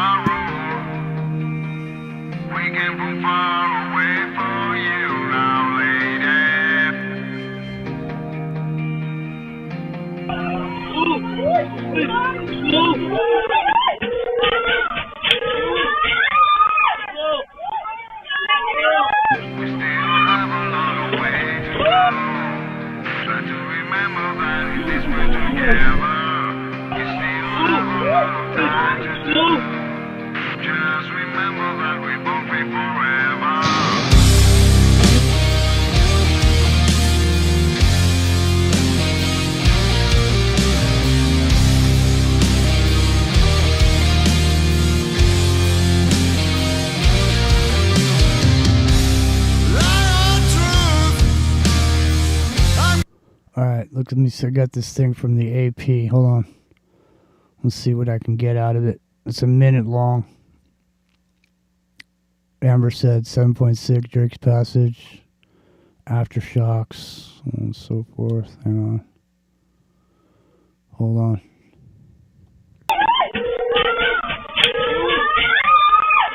It's the same video. There's no talking. It's just people getting freaked out.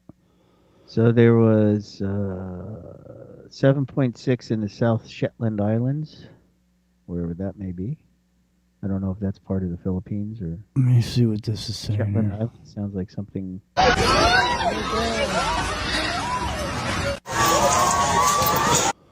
Looks like all these videos are just... It's just cell phone videos. It's not news. It's not a news story yet. Let's see. Oh, fuck, man. There were a couple in China.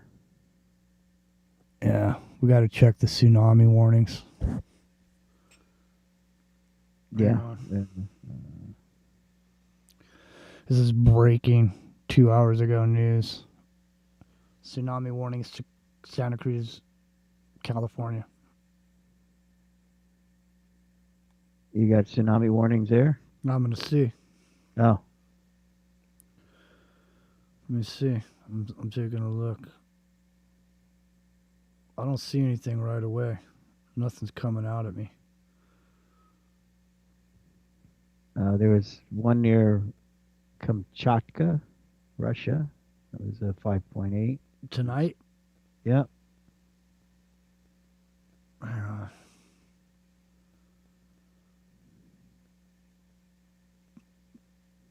The big one is coming, Jimmy. 7.6, Philippines.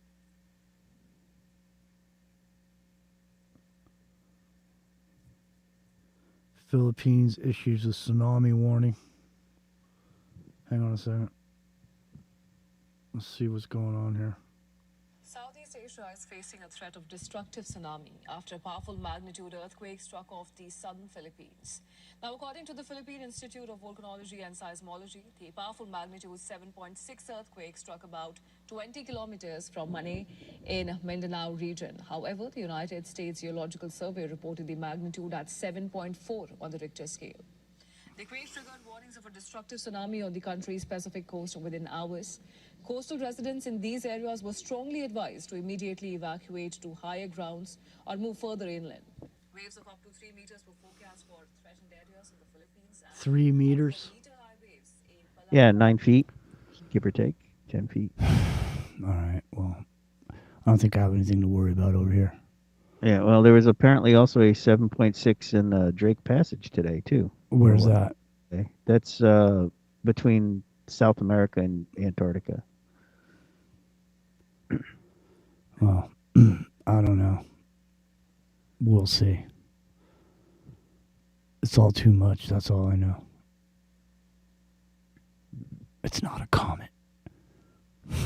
That's a pretty big earthquake. It's not a comet. It's because 3AI. I mean 3IA. What's it called? Atlas I 3I. 3I Atlas. AI Atlas. 3I Atlas. Fuck. Well, you know what's funny is backwards that would be AI 3, right? Which is what we were just talking about.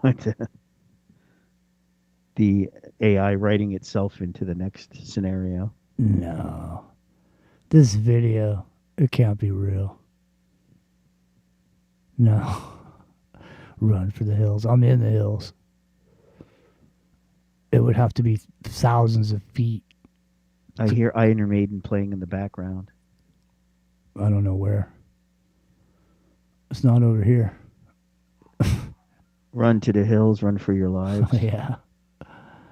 Yeah, man. Well, what are you going to do? It's Ground Zero Plus. My name's Jimmy. We're just talking about this earthquake here.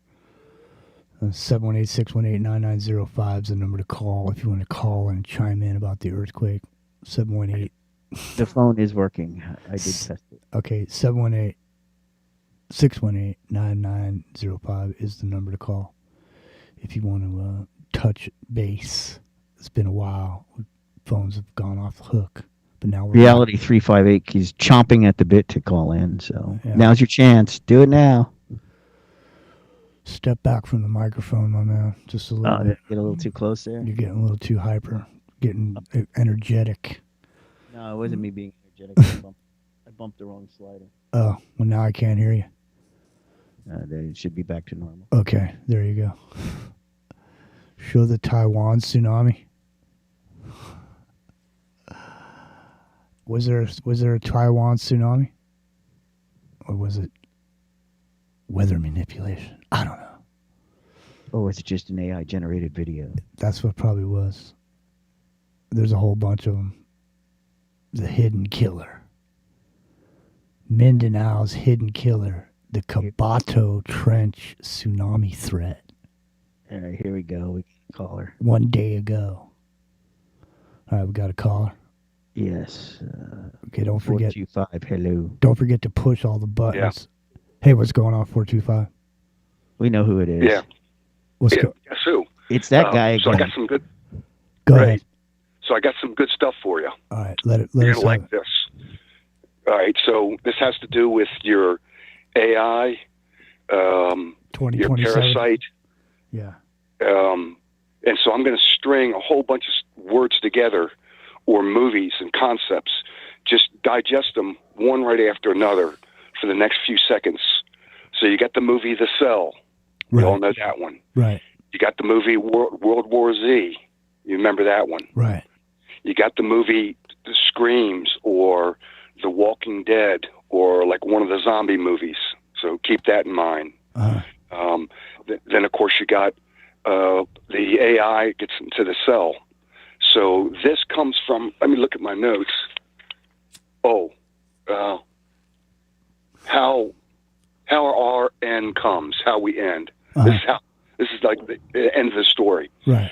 So everybody soon, whether they know it or not, they're going to get their own personal AI that's actually going to be on their cell phone.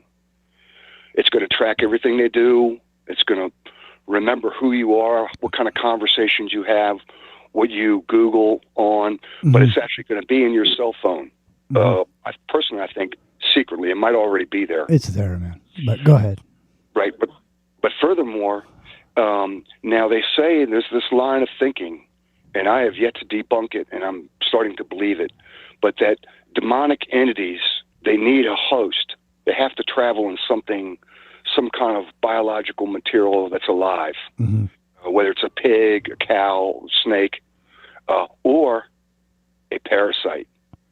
But it has to have a host, basically going, just like when Jesus commanded the legion to go from in the tomb yard into the swine, and then the swine automatically ran over the cliff, and supposedly spirits can move in water really easy. They don't need a host. So they released this parasite, and I don't know if it's in the movie The Walking Dead or The Screams or whatever, but this parasite is released within us. And somehow they get it into most people's body, which, by the way, we all got parasites in us, believe it or not. And so we're talking on our cell phone, and this has to come to do with this, how we meet our end. Basically, how the devil was released from the pit. He goes up to the plane of the earth, and he causes the people, which are the sands of the sea, to basically go up against the encampment of the saints. So how do you get 8-10 billion people all to do what you want them to do? And this is where the AI in the cell phone and the parasite within your body connect.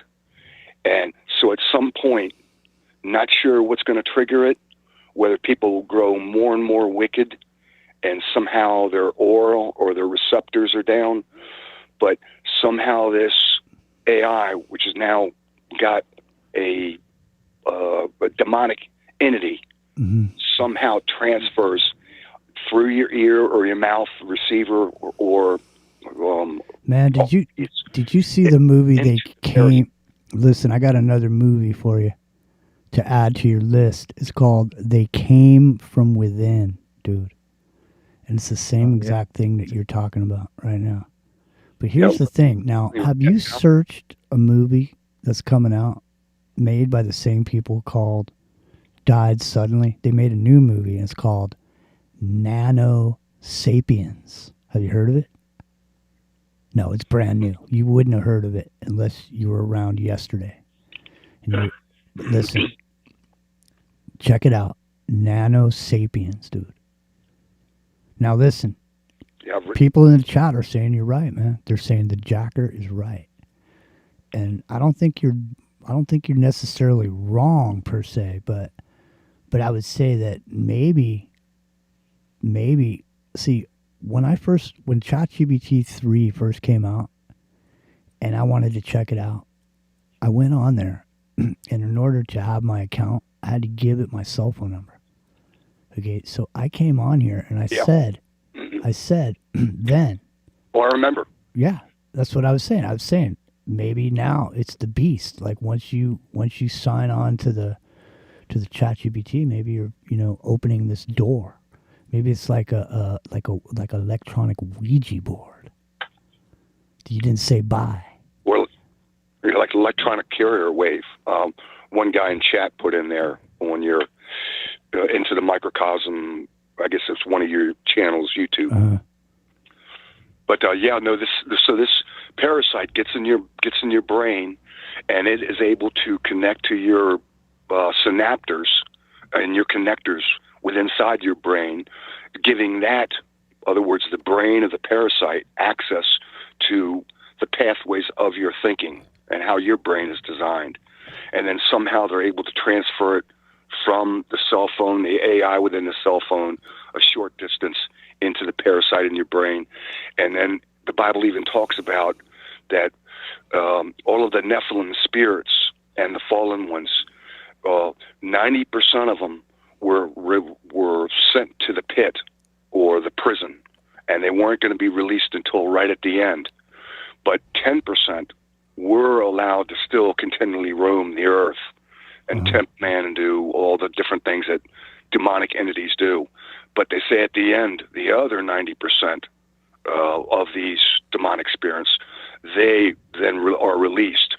And so could it be that the way they're able to spiritually transfer is through the AI, carrier wave, 5G, whatever, into a parasite in your brain, and next thing you know is you got a demonic entity that's got the AI intelligence, knows all about you, how you think, now actually has control of the person.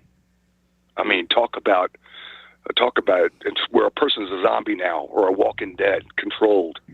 Yeah. I mean, that's just hijacker. Just think of all the people that we've seen in the news lately, how they seem to be zombies, right? Very Manchurian Candidate type things going on. Maybe it's already there. It's already there, man. It's a worm in your brain, man. It's a brain worm. And you know what's funny is one of the only things that can take out brain worms in humans is that horse paste that they didn't want to give us a few years back. Who else had a brain worm? RFK, didn't he? Yeah. Isn't that why he started taking that shit? Started drinking the blue goo? Oh, I don't know. Yeah, no, that the blue goo is something different, but it's not for the worm brain or the brain worm. That would be the horse paste. I see. Right. Huh. Yeah, Ivan. They call him. They call him Ivan. Yeah, be careful. We don't give medical advice. Yeah, I know now. Yeah, I know now. Yeah, that's why I'm being real careful. Yeah. No, it's landmines out there now, Jimmy. I don't think I could do a show like you do. I'd get kicked off so quick. I wouldn't even know why. I know you don't know why. One time we were on here. I'm not going to go into detail, but a guy started talking about these blinking lights that you use to help eradicate certain things. And it was it was innocent as all could be, and they just deleted the show and just deleted it. Yeah, shut us off right midstream. And shut it off and deleted it. Wow. I know. Wow. I know. We've been sandboxed for like 5 years over here. They deleted a whole channel that had over 500,000 views of the videos on there. We had over 1 million people check in on the show that we could track, and they deleted 500,000 of our views. Gone. Just gone like that. Hey, sorry about that. Hey, well, can we download the content? You know, because the way it used to go is we had 2 channels. We'd had this channel and another channel. We get a strike over here, we go over the other channel. See? And then so the shows would bounce back and forth. We'd go over there for 3 months, we get a strike, boom, we come back over here because now the strike was gone. And then they took away it was called the strike zone. They took away the strike zone, man. Yep. One day it just vanished. Vanished in thin air. And that's just it. Ones and zeros, man. Here today, gone tomorrow. Just that quick. I mean, what was Winston's whole job? He worked at the Ministry of Information. He sat there and changed history every day. We've never been at war with Eurasia. We've always been at war with Eurasia. I mean, now at this point, at the speed of light, AI could just wipe a whole fucking internet clean of anything. It's like it never happened. It's like it'll disappear. Just like that. Or it could just make up something that it wants you to see, too. That, too. I mean, at this point, who knows how many different things we see are not even real. Like, we were just watching a video made by AI about the future, 2027. Type that in, watch it yourself, Hijacker, AI 2027. Take a look at that. But anyways, the point is it made the video of, and it looks real. And when they're flashing to the news people, they all looked real. And we were sitting here wondering, like, how long have we been watching this shit? We just don't even know it. We've been watching fake people for a long time on TV. Is it what do they? Well, they don't have to pay anybody. They just make up some person that doesn't exist. They don't have to pay him. All right, listen, Hijacker. Is this now? This isn't a conference call scenario now, is it? Hijacker will have to call back because in order for us to take other calls. Well, no, because Hijacker is on a separate call on a separate computer. But yeah, we can't. I don't think we can add a second call. Well, let's try 718-618-9905. Try to give us a call. 718-618-9905. Try to give us the call. See if it works. Here. Actually, I'll dial it from here and see. See if you can. See if you can make it work. Yeah, I self dial like that too. Make sure I'm on the air when I do get on. Yeah. But they say the AI, the biggest problem it had was getting the lips down when people were talking. But they have it now. No. Or whatever, and so you could actually take a look. But now, when you take a look at AI generated creations, you can't even tell anymore. So you might be right, Jimmy. No, I know, and that's the thing is they can show it to us like it's slowly evolving, but it could have already been fully evolved a long time ago. They're just leading us to believe it's just not quite there yet. It's not quite there. Yeah, and the other thing I wanted to add about AI was what happened today with what's triggered this whole thing with particularly the cryptocurrencies, but it hit markets worldwide, this little bump in the road with Trump responding with the tariffs, 100% tariffs on China.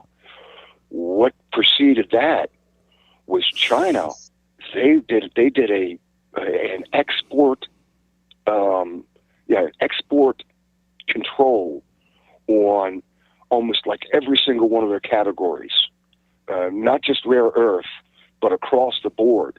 And that infuriated Trump so much that within an hour or so, he came out and retaliated once China sent that letter out worldwide. But I'm thinking now, less talking, Jimmy, is there any chance in hell that the Chinese didn't take their top AI computer, run the scenario of what they had planned on doing in the economic world, especially with the exports of China, restricting them, they had to run it through AI. Of course. There's no way. Yeah, of course. So right now, we are just watch probably the first battle in the economic realm where AI is now starting to take control of the financial world, because this affected all the markets. Which, by the way, Bitcoin was like 125,000. It dropped to 102,000 before it jumped back up to 14. And my son, who's into cryptos, not necessarily Bitcoin, he says that Bitcoin, the guys that went long, the investors that bet that it was going to go high, they lost $20 billion. Yeah. He says there was guys killing themselves. They got completely wiped out, completely. To give you a comparison, he said during COVID. Did I mess up, Jimmy? No, it's all right. Go ahead. Anyways, during that, the Bitcoin dropped. The futures or the going long only dropped $1.5 billion. Yeah. So you can just see that all of these guys that thought they were going to get rich and outthink the whales or whatever, man, they all got wiped out. They got hammered. I mean, $20 billion. That's a lot of guys. It is, but you know, the last week, you know how much money has been being spent in the crypto market? There's been $4 trillion every day. So wow. 20 billion. I mean, yeah, it's a lot of money. People lost, but guess what? The people that are boned out on this whole thing, like say they thought that Bitcoin was gonna, because a lot of people were saying Bitcoin was gonna be 200,000 this, by this time, such and such by such and such time, and that time's passed, dude. And so what happened was margin call. Yeah, that's what we were saying earlier. It's like people had to pony up, and then everything fell apart. All right, never have your eggs in one basket, huh? That's a key ingredient. Never have your eggs in one basket, and don't count your chickens before they're hatched, huh? Because, see, that's where you go wrong, when you count your chickens before they hatch. That's like when you're buying future contracts on Bitcoin. It's like counting your chickens before they hatch.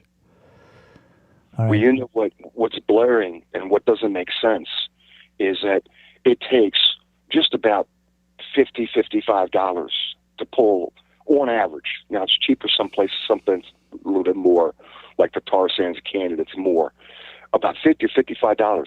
Oil now, you're talking about Brent Sweet, is like $58.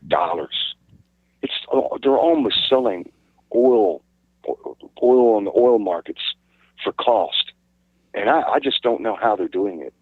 I don't understand how oil can be $58 a barrel. Because Trump made a deal with Saudi Arabia to increase production. That's why. Yeah, but that's almost like a cost. But look at the refineries in America. There's a refinery fire, I think, down in Los Angeles this week. Yeah, I saw that big one. Yeah, so if you can't make gasoline, you're in trouble. Oil is oil, right. But gasoline makes the world go round. Some people speculated it could have been sabotage for that refinery in California, until I heard that refinery was old and they were going to close it in about a year to 18 months. Yeah. And the first thing I thought, that's insurance, man. Somebody hit the insurance titty. That's what happened. It wasn't some outside force or saboteurs. It was those company officials themselves. They took a look. Look, the building's going to be condemned anyways in a year and a half. Let's just burn it. Insurance money. Pull it. Yeah, pull it. Pull it. Yeah, exactly. All right, hijacker. It's the top of the hour. Listen, let's give somebody a chance to call in. If nobody calls in, call us back. Sure. Call us back, because we can't do a conference call. Okay. All right, top of the hour. It's Ground Zero Plus in the microcosm.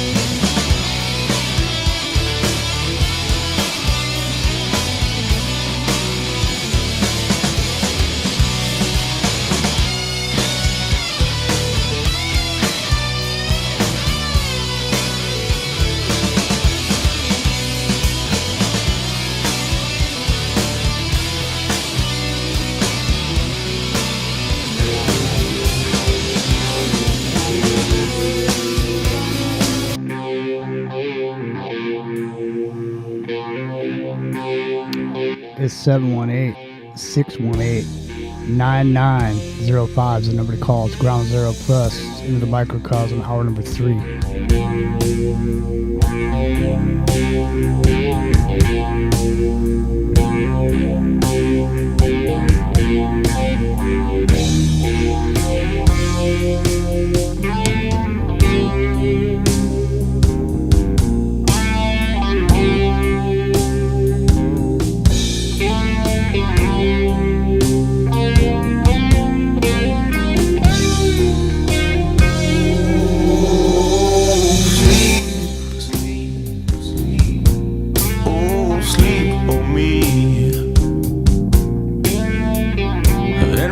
Your soul just like the roses at your feet. Dream, dream a while for me, and travel far away till the distance is complete. Corrosion of conformity. Take you away.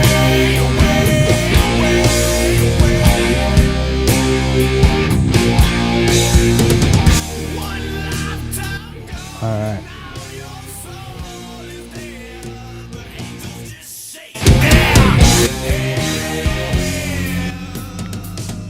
Seven 618-9905 is the number to call.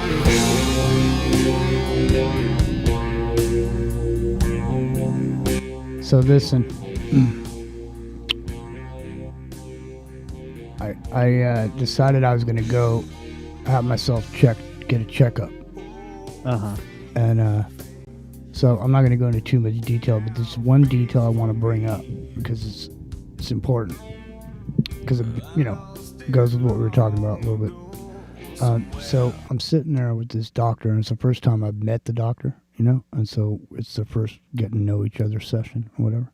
Right, you got a new doctor. Right, new doctor. So he comes, he sits down, and he starts breaking it off to me about his philosophy and this and that of medicine, and where he got his start and this and that. And then he goes, "Listen, what I like to do is he's got his phone in his hand. He goes, what I like to do here is I'm gonna hook up AI on here, and I'm gonna put it here on the table here, and we're gonna have a conversation because I like to use AI to help me dictate the conversation for later for notes for your file." Does he use AI to get your diagnosis too? Well, fuck, man. I mean, I thought I was blown away by it. I mean, there was really, to be honest, there was really no interaction from a doctor. Like, if you said, hey, doctor, I had an earache or whatever, you're expecting him to come over there and stick one of those things in there and look in your ear. But this guy wasn't looking in nobody's ear. He had his phone with his AI. And then like 33 minutes into the appointment, 33? He goes, 33 minutes into the appointment, he has to break away because they overbooked it and there's someone else coming in, so he has to cut it short. So it started to feel a little weird, But anyways, anywho. But bottom line, from that appointment, I went and had some tests done, and because I had to go to a separate contractor to get the tests, I had to sign up with the contractor to get the tests done because I had to have an appointment. And so in the signing up, now I have to give it all this information because now it's my HIPAA medical files. Right. And so now it wants biometrics to identify you. If you want to see your test results, you got to come up with some ID. Oh, yeah? Huh? Yeah. So long story short, I did get because I had to go sign up and do all that, I did get my test results right away on some of the tests. And then what I did was I copy and pasted that shit into ChatGPT. And I had it summarize my results for me. So there you go. Tell you you're going to die in 32 no, days or no, something? it's not like that at all. No. As a matter of fact, it wasn't really all that bad. But but the point is that if I can do that, then so can you, and so can he. You know what I mean? Yeah. I mean, how long is it before they're just going to eliminate the doctor altogether? Because you can just do telehealth with I think a lot of those telehealth calls are already virtual doctors, right? Mhm. I think that's already a thing. Yeah, it is a thing. But I mean, you can do that just with yourself without even, we're not giving anybody medical advice either. So don't get smart. Yeah. We're not giving medical advice. But the thing is, if somebody had a medical issue and they thought, well, shit, let me just throw it in old ChatGPT. Or if let's say you have a legal issue, what about that? I mean, I guess it would have to depend on what the ChatGPT or whatever doctor bot has been trained on, because I've looked up certain issues I've had in the past on just through Google or whatever, through internet searches, and gotten a plethora of varying results, many of which were completely inaccurate. So, well, how much can you trust that? Well, if you put your symptoms into one website and it'll give you one diagnosis, you go to the next one, it'll give you a different diagnosis. it's up to you, to decide. Yeah. But only one of several was actually correct in its diagnosis. But is it just got done telling you it lies? Get that more accurately right than a 20%? Well, I wonder if you get answers based on your intellectual prowess. In other words, if you're an idiot and you ask the question in an idiot way, you get an idiot answer. Well, ChatGPT does that to you, doesn't it? I don't know. I'm not sure what it does to you, but I know Grok gets pretty snarky with people sometimes. No, I don't mean it like that. I'm just saying, if you ask it a question, it'll answer you in your ability to understand it. So if you display a certain level of intelligence when you're asking the question, your answer might be a little different. Just like when I do a search for something, I find it's something that you might not, because I asked this a different way than you did. You see what I mean? Or even if you asked it in the exact same way that I did, you're a different person and it knows that. Well, it's funny because a dude at work last year I was talking shit about the AI back then and to him, and I was telling him, he goes, well, I need he goes, hey man, can you make he goes, I need a logo. And he goes, I bet you they're all the same. And I go, no, they're not all the same. I'll make one right here. And he wanted a hammerhead shark that was a boxer. Okay, he goes, I want a hammerhead shark that's a boxer. I go, okay.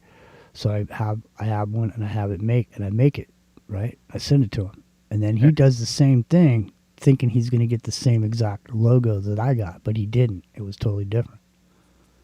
Oh, well, yeah, when you use image generation, it's no two are ever exactly the same. Well, what I'm saying is, if I say, give me a hammerhead shark with a set of boxing gloves, and you say the same thing, he was inferring that because the descriptions were the same, that the AI was just going to pop out the same thing. And independently of each other, we would never know that we were seeing the same. You know what I mean? Unless we conspired to find out, because it's two of us, trying to find out what's going on with the AI, and we conspired to see. And it turned out that it was not what he thought. And it's the same thing I'm telling you. The thing is why would you need a class to teach you how to use AI? In other words, why would someone offer a class to teach you how to use AI when, if it's supposedly so simple, all you got to do is just talk to it and ask it a question? It's because there's a specific fucking way that you ask questions to the AI in order to milk it for the answers that you really want. And if you don't phrase it and ask it in the right way, you ain't going to get the gold or the cream. And I think that's what the classes are about. They teach you how to ask the questions. Go ahead, Rock. Yeah, no, I would agree. There's a certain specific way. I mean, there's 10 different ways to ask the same question. If you know the correct one, you'll get the correct answer. Exactly. It's like an old man. It's like when you work with an old man. He's seen it all. He's been everywhere. He's fucking done everything, so on and so forth. And now he's just like a mean, old bastard. If you don't ask him specifically right, he won't give you the answer. You know what I mean? You won't get the answer. He'll. Well, that harkens back to when you're like a kid and you say, "Can I use the phone?" And your mom goes, "No, it's may I use the phone?" Right? It's the same. It's essentially the same question, but the response you get when you ask it in two different ways is two different answers, right? Yeah, man. Yeah. All right, listen. 718-618-9905 is the number to call if you want to get a hold of us. We're just sitting Trish should call in. We haven't heard from Trish in a while. I saw her lurking in the chat before. I think you and Trish, you guys should meet up for a slice of pizza somewhere. Yeah, if I ever get out to that area of the country. Why is this program bouncing? Oh, that's why. All right, never mind. I was getting annoyed by the bouncing ball at the bottom of my screen. Maybe John will do a voice reveal. Listen, Trump's upset because he didn't get the Peace Prize. He thought he was going to get it, and people are saying there's going to be some. He certainly deserves it more than Obama did. Some of these people are saying they're going crazy on the internet, and they're saying there's going to be war in Iran. Oh yeah, there's war coming, definitely.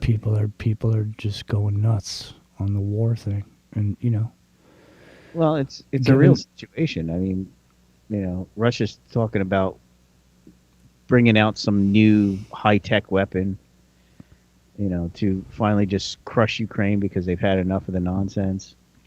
Whether how true that is or not, I don't know. But yeah, I mean, just common sense. The ceasefire in Israel in Israel today between the Palestinians and the Israelis, so that's something good, I guess. See how long that lasts. But no, it's a peace deal. But the thing is, what are you going to do if there's another thing that goes on? So now that's all closed up and okay, but now all of a sudden there's this other thing going on. Let me ask you a question, man. Common sense. Just common sense. What you know. Just what you know. What's up, King? Good to see you, man. What you know. Why wouldn't Russia have crushed Ukraine years ago with all the weapons and everything that they have? And the armies and the planes and all the bullshit. And the that nukes. Is a question because, if Russia's supposed to be, number 2 or number 3 on the world stage as far as military power, right? China being the other one, and India, of course, they have nukes. But of the top 5, like, I can't imagine that Ukraine would really be a competition for Russia if Russia really wanted to just crush the whole country. And there's got to be some reason that they're not doing that, or they really don't have it. It's been a big bluff this whole time. So that's a possibility as well, I guess. Metal GT in the chat saying it's because they look like an innocent victim. Well, some people are saying here, this is a good one. But some people say, because I don't know who said it, and you don't have to prove it.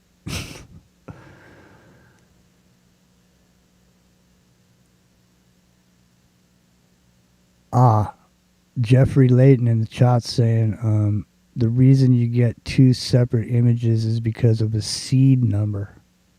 Interesting. Well, yeah. Jeffrey, call in 718-618-9905. It depends on what that seed number is and how it's generated, right? If it's atomic clock time down to the millisecond, unless by some miracle you two push the send button at exactly the same moment in time, no, the seed will be different. No, it wasn't at the same time.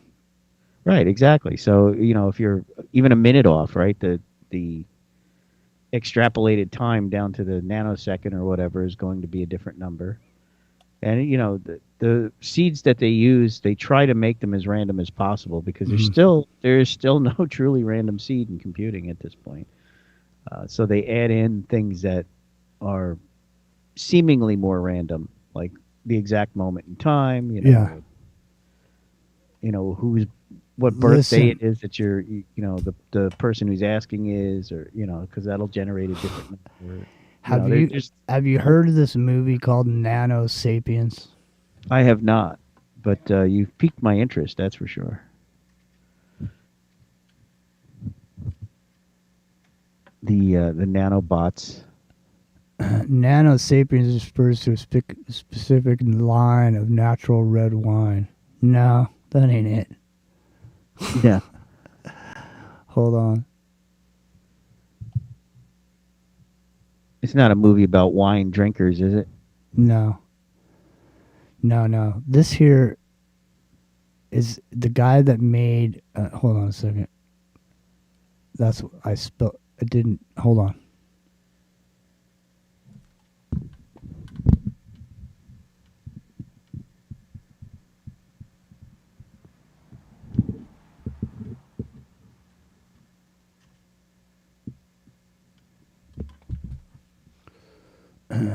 That's why it came up. Oh, fuck. Hold on. It's not letting me search for this. Rockario, jump in here. Yeah, Nano Sapiens. It's... I mean, I guess we've all probably understand that there is nanotech in our bodies at this point of some, you know, whether they're actual bots or just tags or whatever. I can't imagine that we don't have some nanotech floating through our bloodstreams at this point. You know, and maybe they are nanotech parasites. You know, they're not organic beings, they're technological beings that are invading. Man, it is not letting me have it. It won't give it to you, huh? No, hold on. It's because it knows we're onto it, man.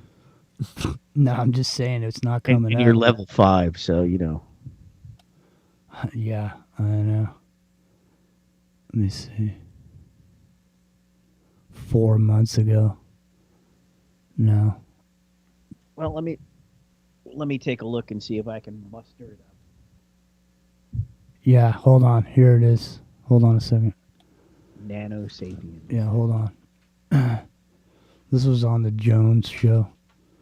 The guy played this trailer. Where was that guy saying there wasn't going to be any humans by 2047? Are those going to be nano sapiens? I don't know. No, this is something completely different. In 1778, the Continental Congress unanimously passed America's first whistleblower law. I did this clearly at my own jeopardy. It recognized the duty to give the earliest information to Congress of any misconduct, frauds, or misdemeanors committed by anyone working for government. The information I'm presenting is made as a protected communication under Title 10 U.S.C. 1034 as a whistleblower. 246 years later, whistleblowers have an incredible record of changing the course of history.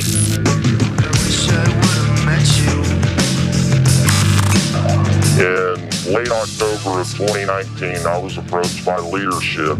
There were 5 clients and there was a vendor in the room. The vendor was BioNTech.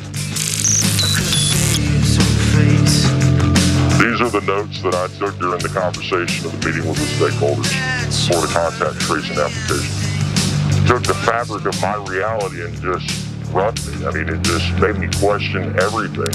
The government is going to grant themselves powers unilaterally to create greater control over American society and global society. COVID is critical because this is what convinces people to accept, to legitimize. Upload complete. Total biometric surveillance. It's always the data. It's the crack cocaine of Silicon Valley. We are already living inside the architecture of totalitarianism. We need not just to monitor people, we need to monitor what's happening under their skin. I know my husband is not vaccinating people and putting a microchip in their arm because that technology doesn't even exist and he's never uttered the words out of his mouth. So microchips and tracking devices are embedded in the vaccine. Is this accurate? We have 6 MAC addresses that are pulsing Bluetooth signals, and all we are is surrounded by tombstones.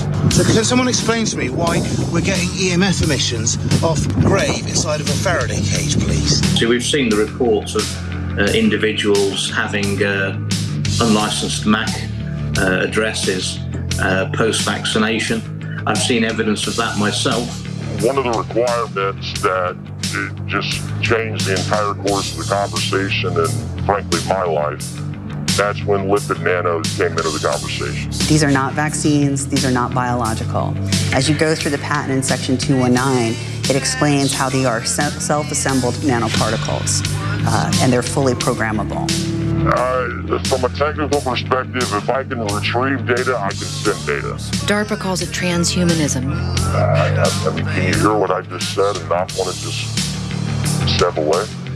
Blood samples aren't supposed to have blinking lights, but there they are. They're little dots. They move across the slide, and they're blinking. This was brain tissue that had been sitting in a jar of formalin for 6 months. Even if the body dies, they continue.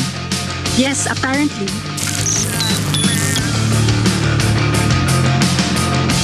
All of your biometric data, your location, your privacy, it's gone. If you took the vaccine, you are the router. You are a communication device now.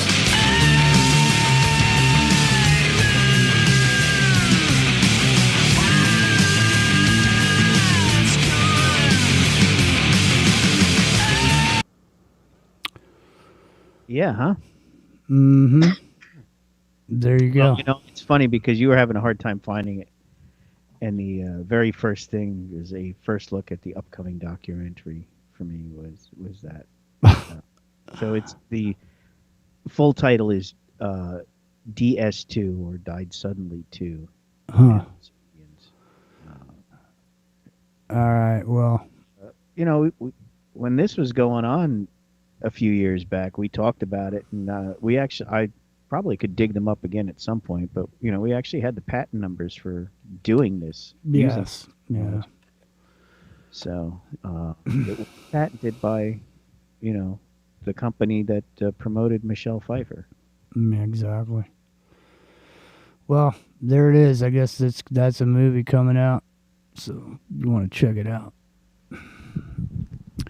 We're not giving you movie advice. Oh, we could give. We're not Siskel and Ebert. That's against the rules, right? No, I'm just saying. You have to say that. You have to qualify everything. Make sure people don't think you're trying to, you know, promote something.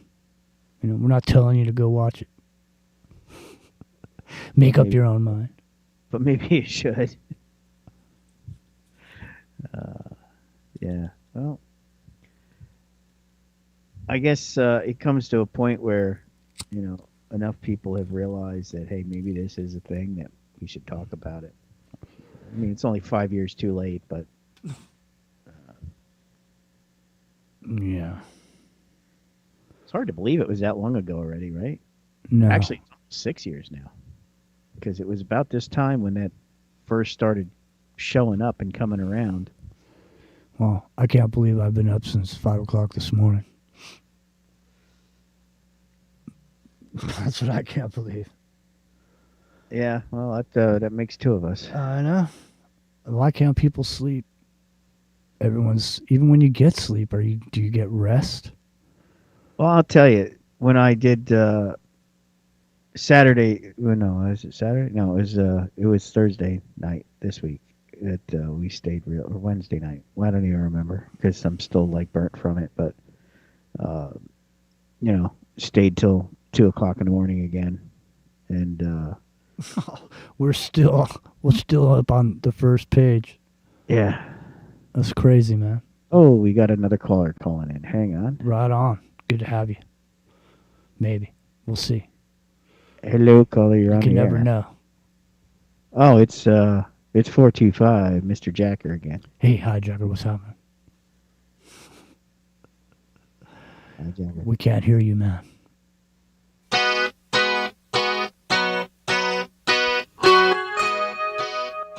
Sit in the microcosm.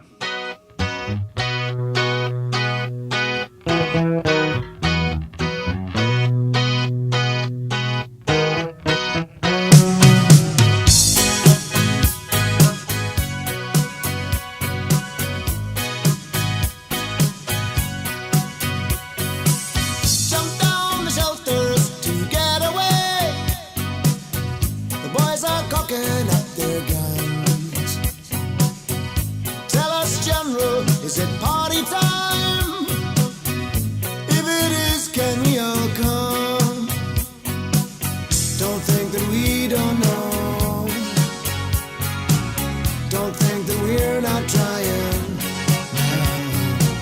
Don't think we move too slow. It's no use after crying, saying it's a mistake. It's a mistake. It's a mistake. It's a mistake. All right, it's a mistake.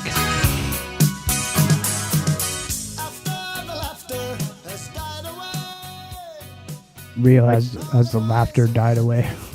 Maybe. Hijack, are you there? Yeah, can you hear me? Yeah, There we go. We can hear you. Yeah.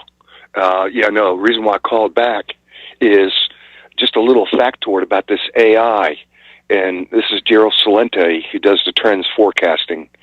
He was on Rents, and he said something in which I could not believe it. But then one of my sons verified it and go, oh, yeah, that's what's happening. He says that since the beginning of January, and on average, 7,000 to 8,000 jobs a day, or maybe it was a week, that AI is actually replacing. And these are replacing copywriters, even doctors, accountants. Other words, a wave of the white-collar class are getting wiped out. And when I checked it with one of my sons who keeps up with this kind of stuff, he goes, oh, yeah, the people now graduating with a SIMS degree, and a SIMS is science, innovation, math, and some other. It's like one of those kind of degrees, brainiac type stuff, real brains type stuff. They can't even get jobs.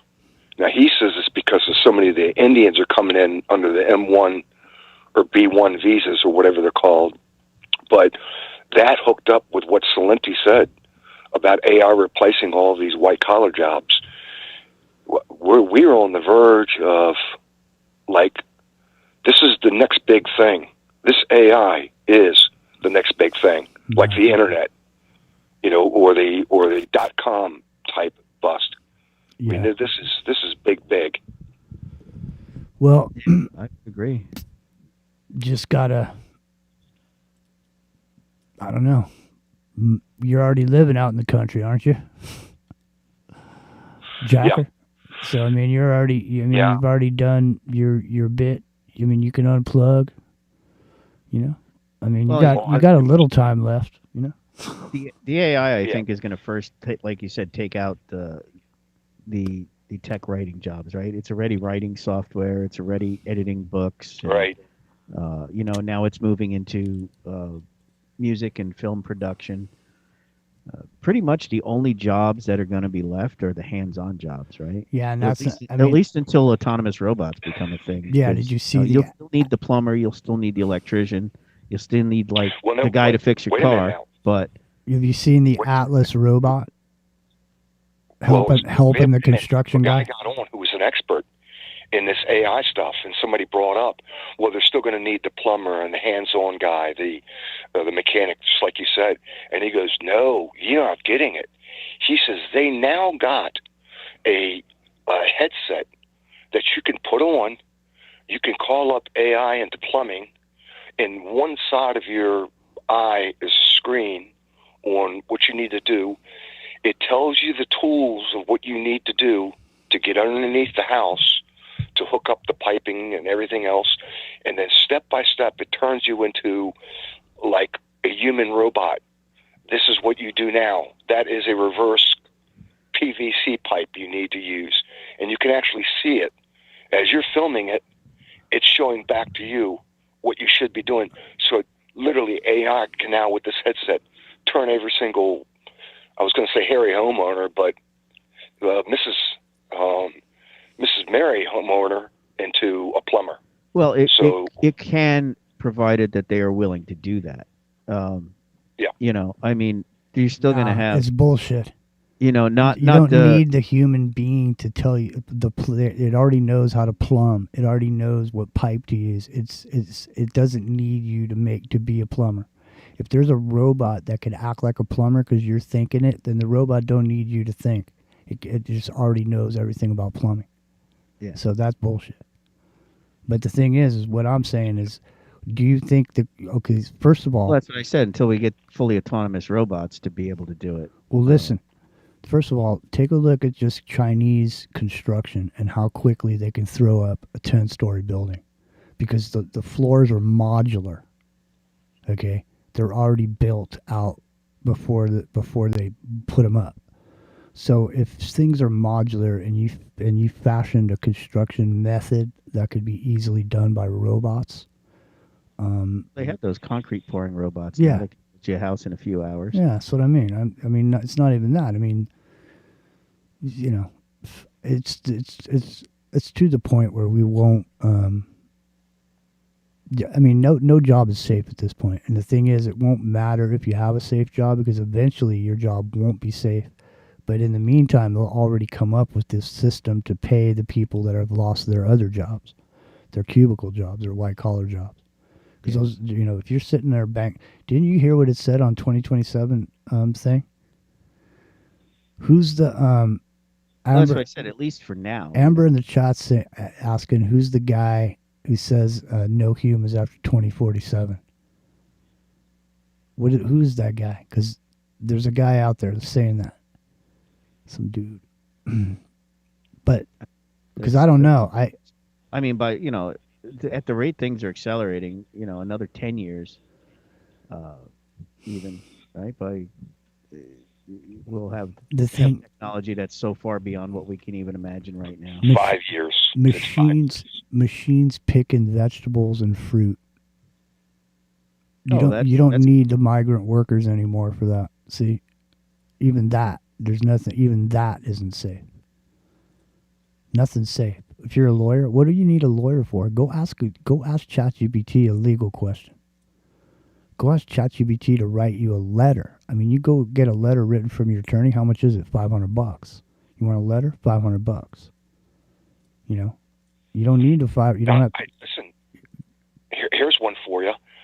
There's a lawyer that went into the courtroom, and he's talking to the judge, and he's got some kind of legal AI on him, and so he's not knowing exactly what to do. You know, objection. You know, overridden, or you know, this is prima facie evidence or whatever. Anyways, he's looking at his device, and then as the judge is talking to him, he's talking back to the judge of what the AI said, and finally the judge gets frustrated and says, "Why can't you just look me in the eye and talk? I said no devices in the courtroom." What? And he goes, "Well, it's just my cell phone." He goes, "No, what is that?" Because the judge was knowing the guy knew too much, right? So he forced the lawyer to give him the device, and the judge looked at it, and the judge just shook his head. He says, "I don't want this in my courtroom." Turns out the guy was using AI to walk in, and with his legal skills that he knew as like a rookie lawyer, he was like amplifying his power of a lawyer like 10 times until the judge realized something was wrong.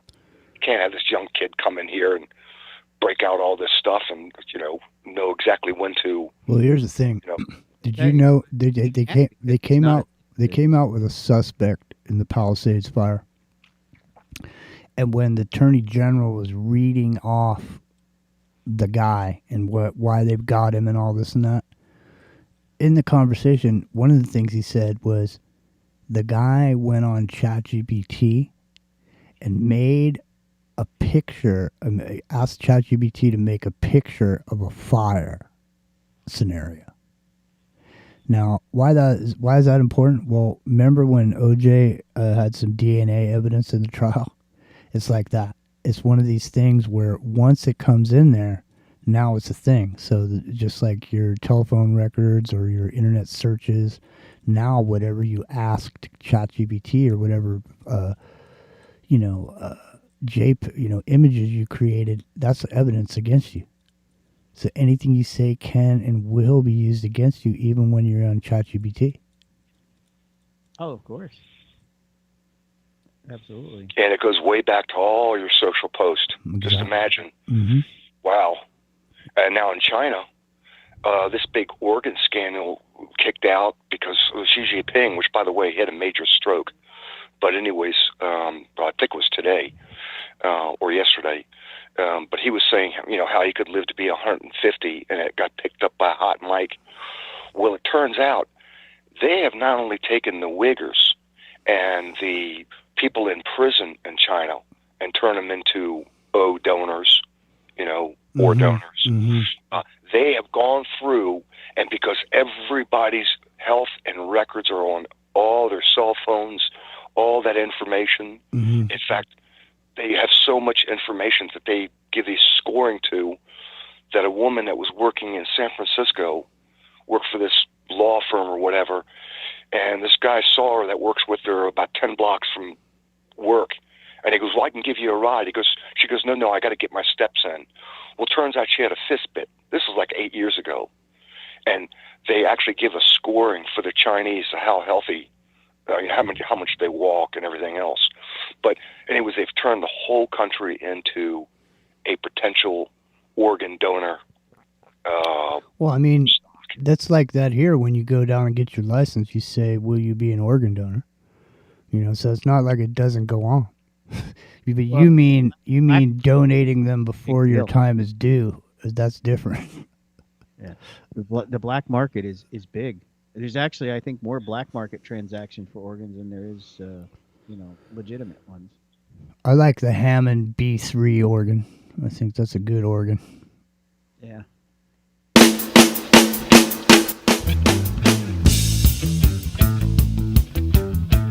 All right, it's Ground Zero Plus. It's Revolution Radio. It's Independent Broadcast Network. Mine's Jimmy. It's in the microcosm. That's Rockin' Rio over there. We got a caller. Hijackers on there. How can you say you're not responsible? What does it have to do with me? What is my reaction? What should it be? Confronted by this latest atrocity. Driven to tears.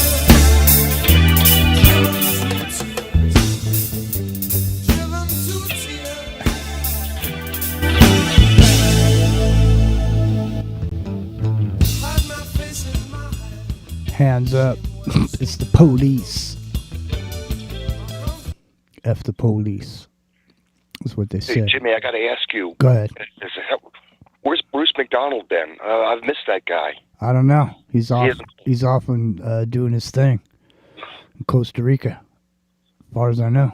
Yeah, I know. But usually he calls in or does a show. I haven't heard from him in a while. Yeah. I've noticed a lot of guys, including myself.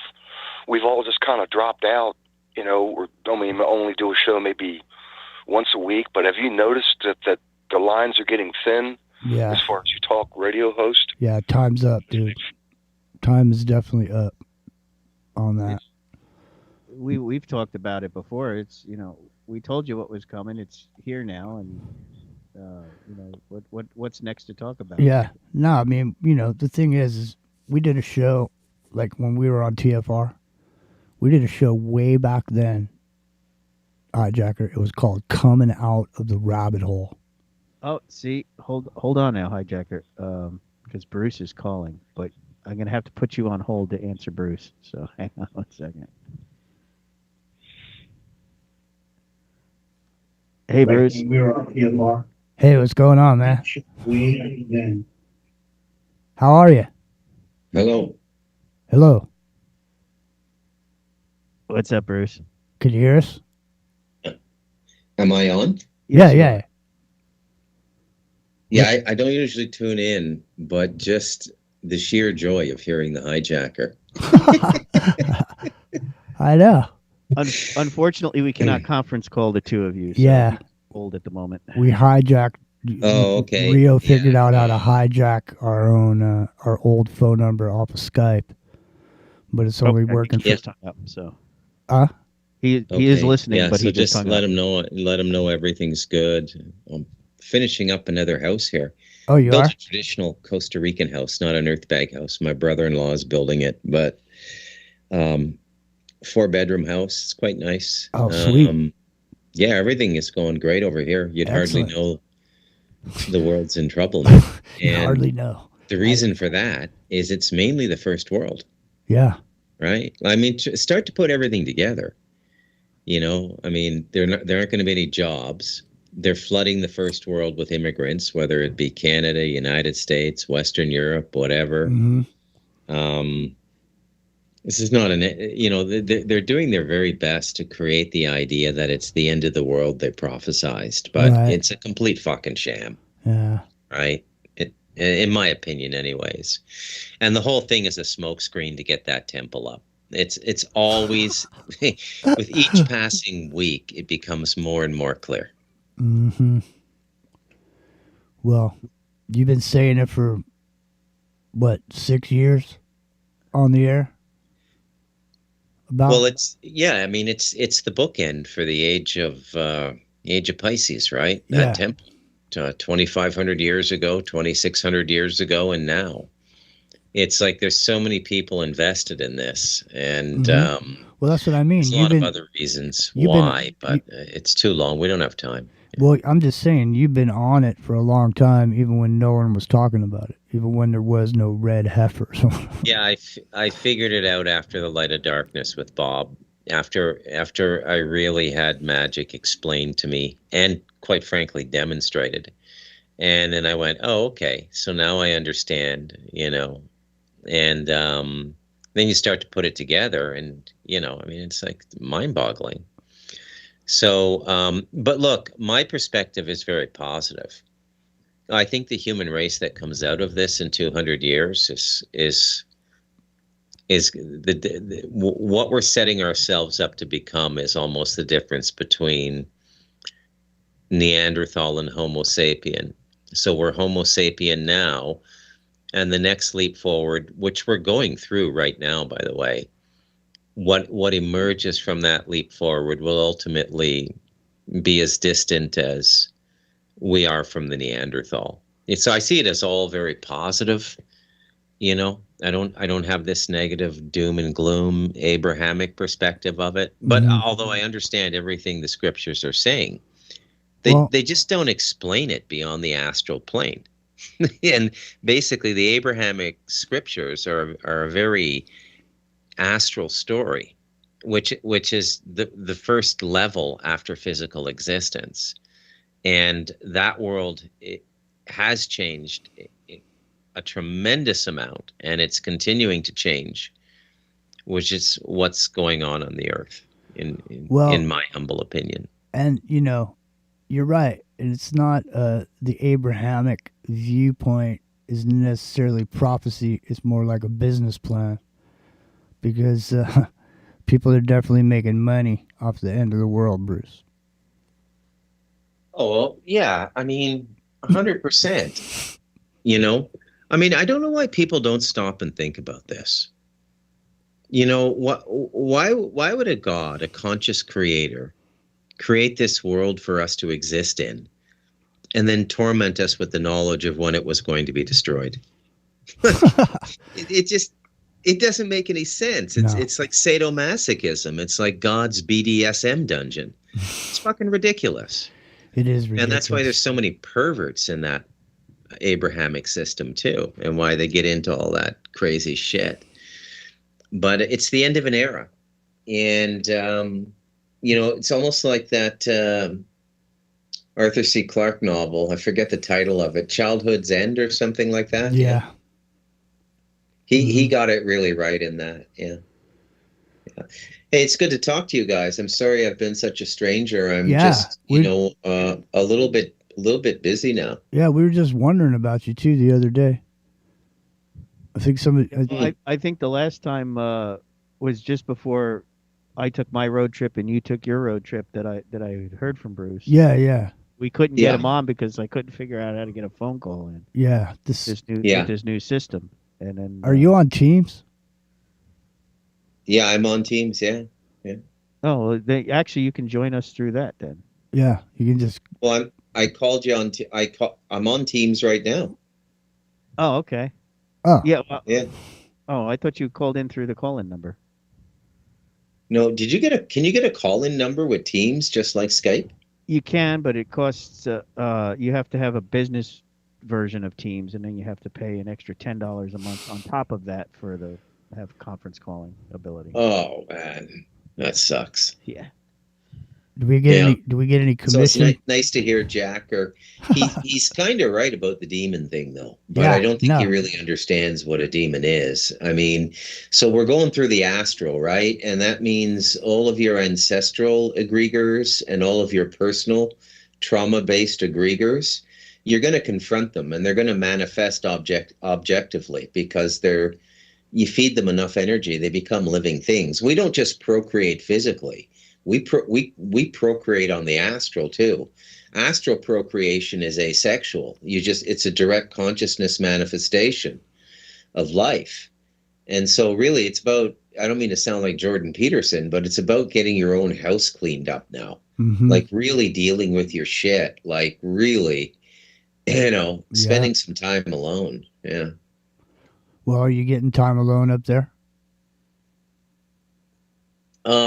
Yeah, I mean, I have a perfect balance of life here between my own time, family time, time for work, like all kinds of stuff, man. Like things are going real well for me. I don't like to talk about it because I know from talking to friends in Canada, it's just getting worse and worse. Yeah, I've been seeing I assume it's the same.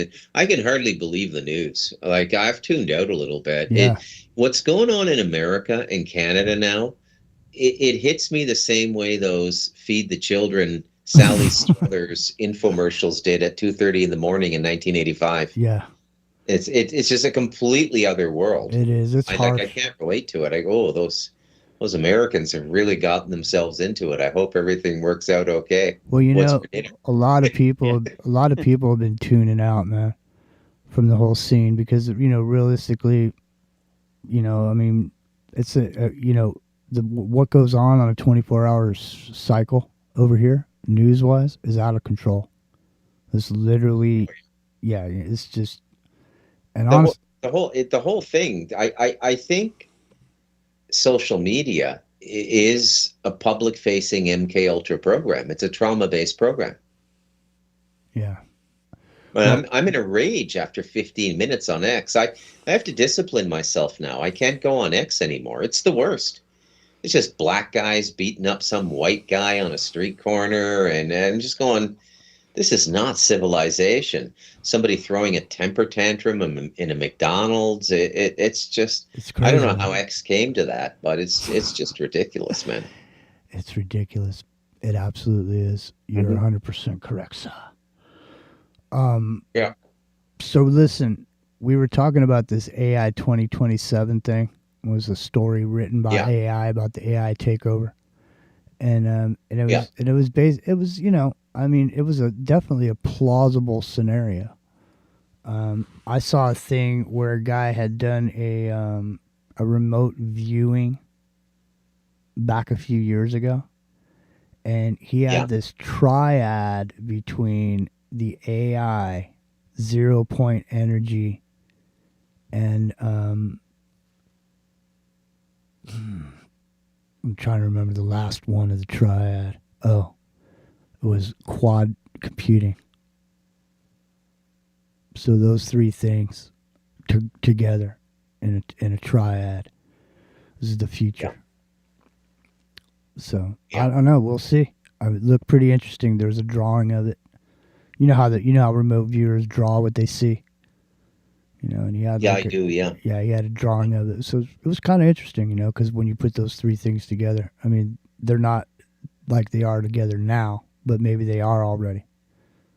You know, maybe, you know, it is a positive future we're moving into eventually. But, you know, there's going to have to be a little bit of pain here and there, you know, growing. So how bad is it in America? Like boots on the ground, man. Like are you afraid to leave the house now? Is No. there I don't mean afraid like you're hiding, but there, like every time you leave the door, get in your car, is there like a knot in your stomach? Or No. are you on like sentinel alert looking 360 degrees? Like how bad is it? Not where I am. Yeah, and not where I am either, but Like normal. yeah, you could go to a place like that. If I'm put it this way, if I'm out in public anywhere, I'm definitely looking around.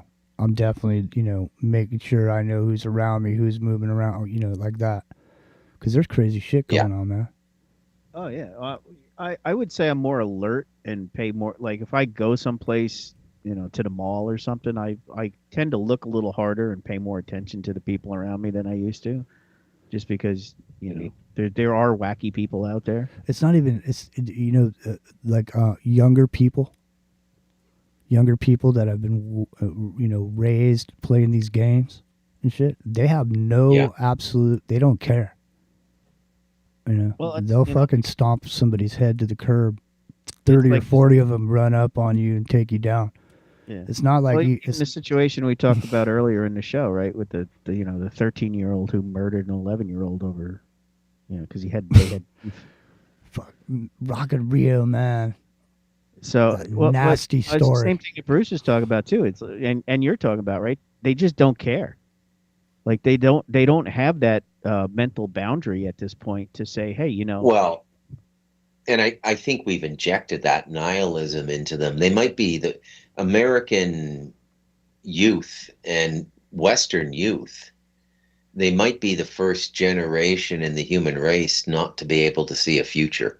Yeah. That too. Imagine what that's like, right? Yeah, I guess that's maybe part of it. That reminds me of the Sex Pistols song. So I'm officially inviting you guys over if you want to come over for 2 weeks or a month if you can find the time. You basically just need plane fare and grocery money, and then you can stay in the second house. It'll have Starlink. You can do your show. Sweet. We'll go in. I'm building a roundhouse on the reserve. My official permission came in today, October 10th. Took like 2.5 months and like 4 meetings with the Native Council to get this passed. They finally came out very directly and said, "This is a brilliant idea, Bruce, for you. What's in it for us?" Yeah. I said, "I'll go partners, 50-50. And then 5 weeks later, they got back to me. Yeah, okay, we'll do that. They don't give a shit. They do and they don't, but it's kind of funny. But where I live, man, but I mean, Costa Rica's getting wacky too in the cities. Yeah. Canada and the United States have put out travel advisories, but up in the little pueblos where you know everybody in the mountains, like where I live, man, it's just, you don't have to worry about anything, man. I mean, the only thing I really have to worry about is radiation and snakes and contras if there's any kind of disruption to the equilibrium in Central America. But Nicaragua and Costa Rica get along really well. I mean, there's like 750,000 illegal Nicaraguans in Costa Rica, and there's only 4.5 million people here. So yeah. Very generous and open country with their neighbors. And so yeah, I mean, I got no worries, man, other than worrying about people I care about. That's it. Yeah, man. Well, it sounds like, you know, the new house is going to be killer, and the old house was killer. Yeah, so. man. Yeah, about 1,800 square feet, 4 bedrooms. It's you can build a house like that for over here for under 50 grand. Sweet. Right, and every man I know over here knows how to fix a car, build a house, build furniture. There, it's still in the rural areas. It's still a generalist area. Like if I need an armoire, like a clothes armoire, I just tell my brother-in-law. It takes about 3 weeks. He literally walks out into the jungle, looking for a good tree, a good hardwood tree with his chainsaw, planes the wood, puts the whole thing together perfectly, and then about 3 weeks later, it says $400. I say, okay. It's just sweet, like that. Yeah. and it's a one of a kind piece too. Yeah. So this tourism thing I got, it's to access a part of Costa Rica that has heretofore been inaccessible because the Quebecar have never done tourism before, and they control like 2 or 3 of the national parks, and there's no roads into them or anything. So it's like the Amazon, man. Wow. Back there. It's like, you can find little lakes in there so full of fish you could fish with your bare hands. Yeah. That sounds killer, man. Yeah. Yeah. All right, listen. All right, guys, I just thought I'd call in, man, and We're glad you say did. and Yeah. and answer the hijacker's query. Yeah, man. I'm glad you did. Thanks for calling. Yeah. Call anytime. All right, peace out. Yeah. All right. See it. There he goes, Bruce MacDonald in Costa Rica, Talamanca Mountains. You can find his YouTube channel over there. And we have 3 minutes left, Jimmy. Yeah, I know. All right, listen. We'll be back. We'll see you tomorrow, 8 o'clock Pacific. Chilluminati style. Yeah, we'll check you out then. Thanks for being here. We appreciate each and every one of you. You know, you could spend time anywhere and you spend it with us, so we appreciate you all for being here. Thanks so much, and we will check you out tomorrow. Good night, everybody. Good night. See you later.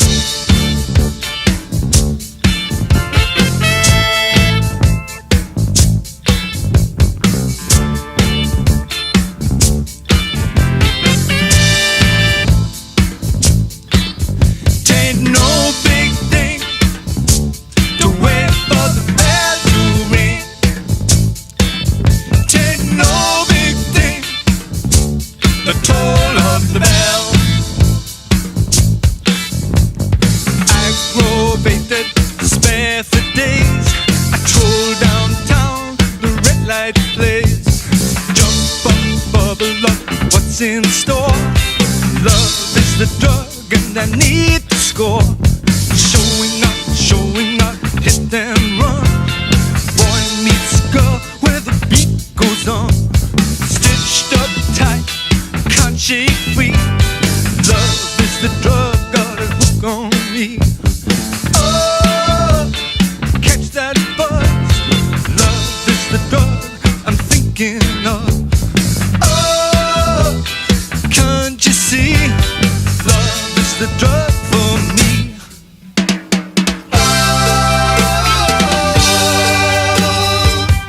These dishes just aren't getting clean. Problem isn't the machine. It's likelier to turkey. I recommend switching to...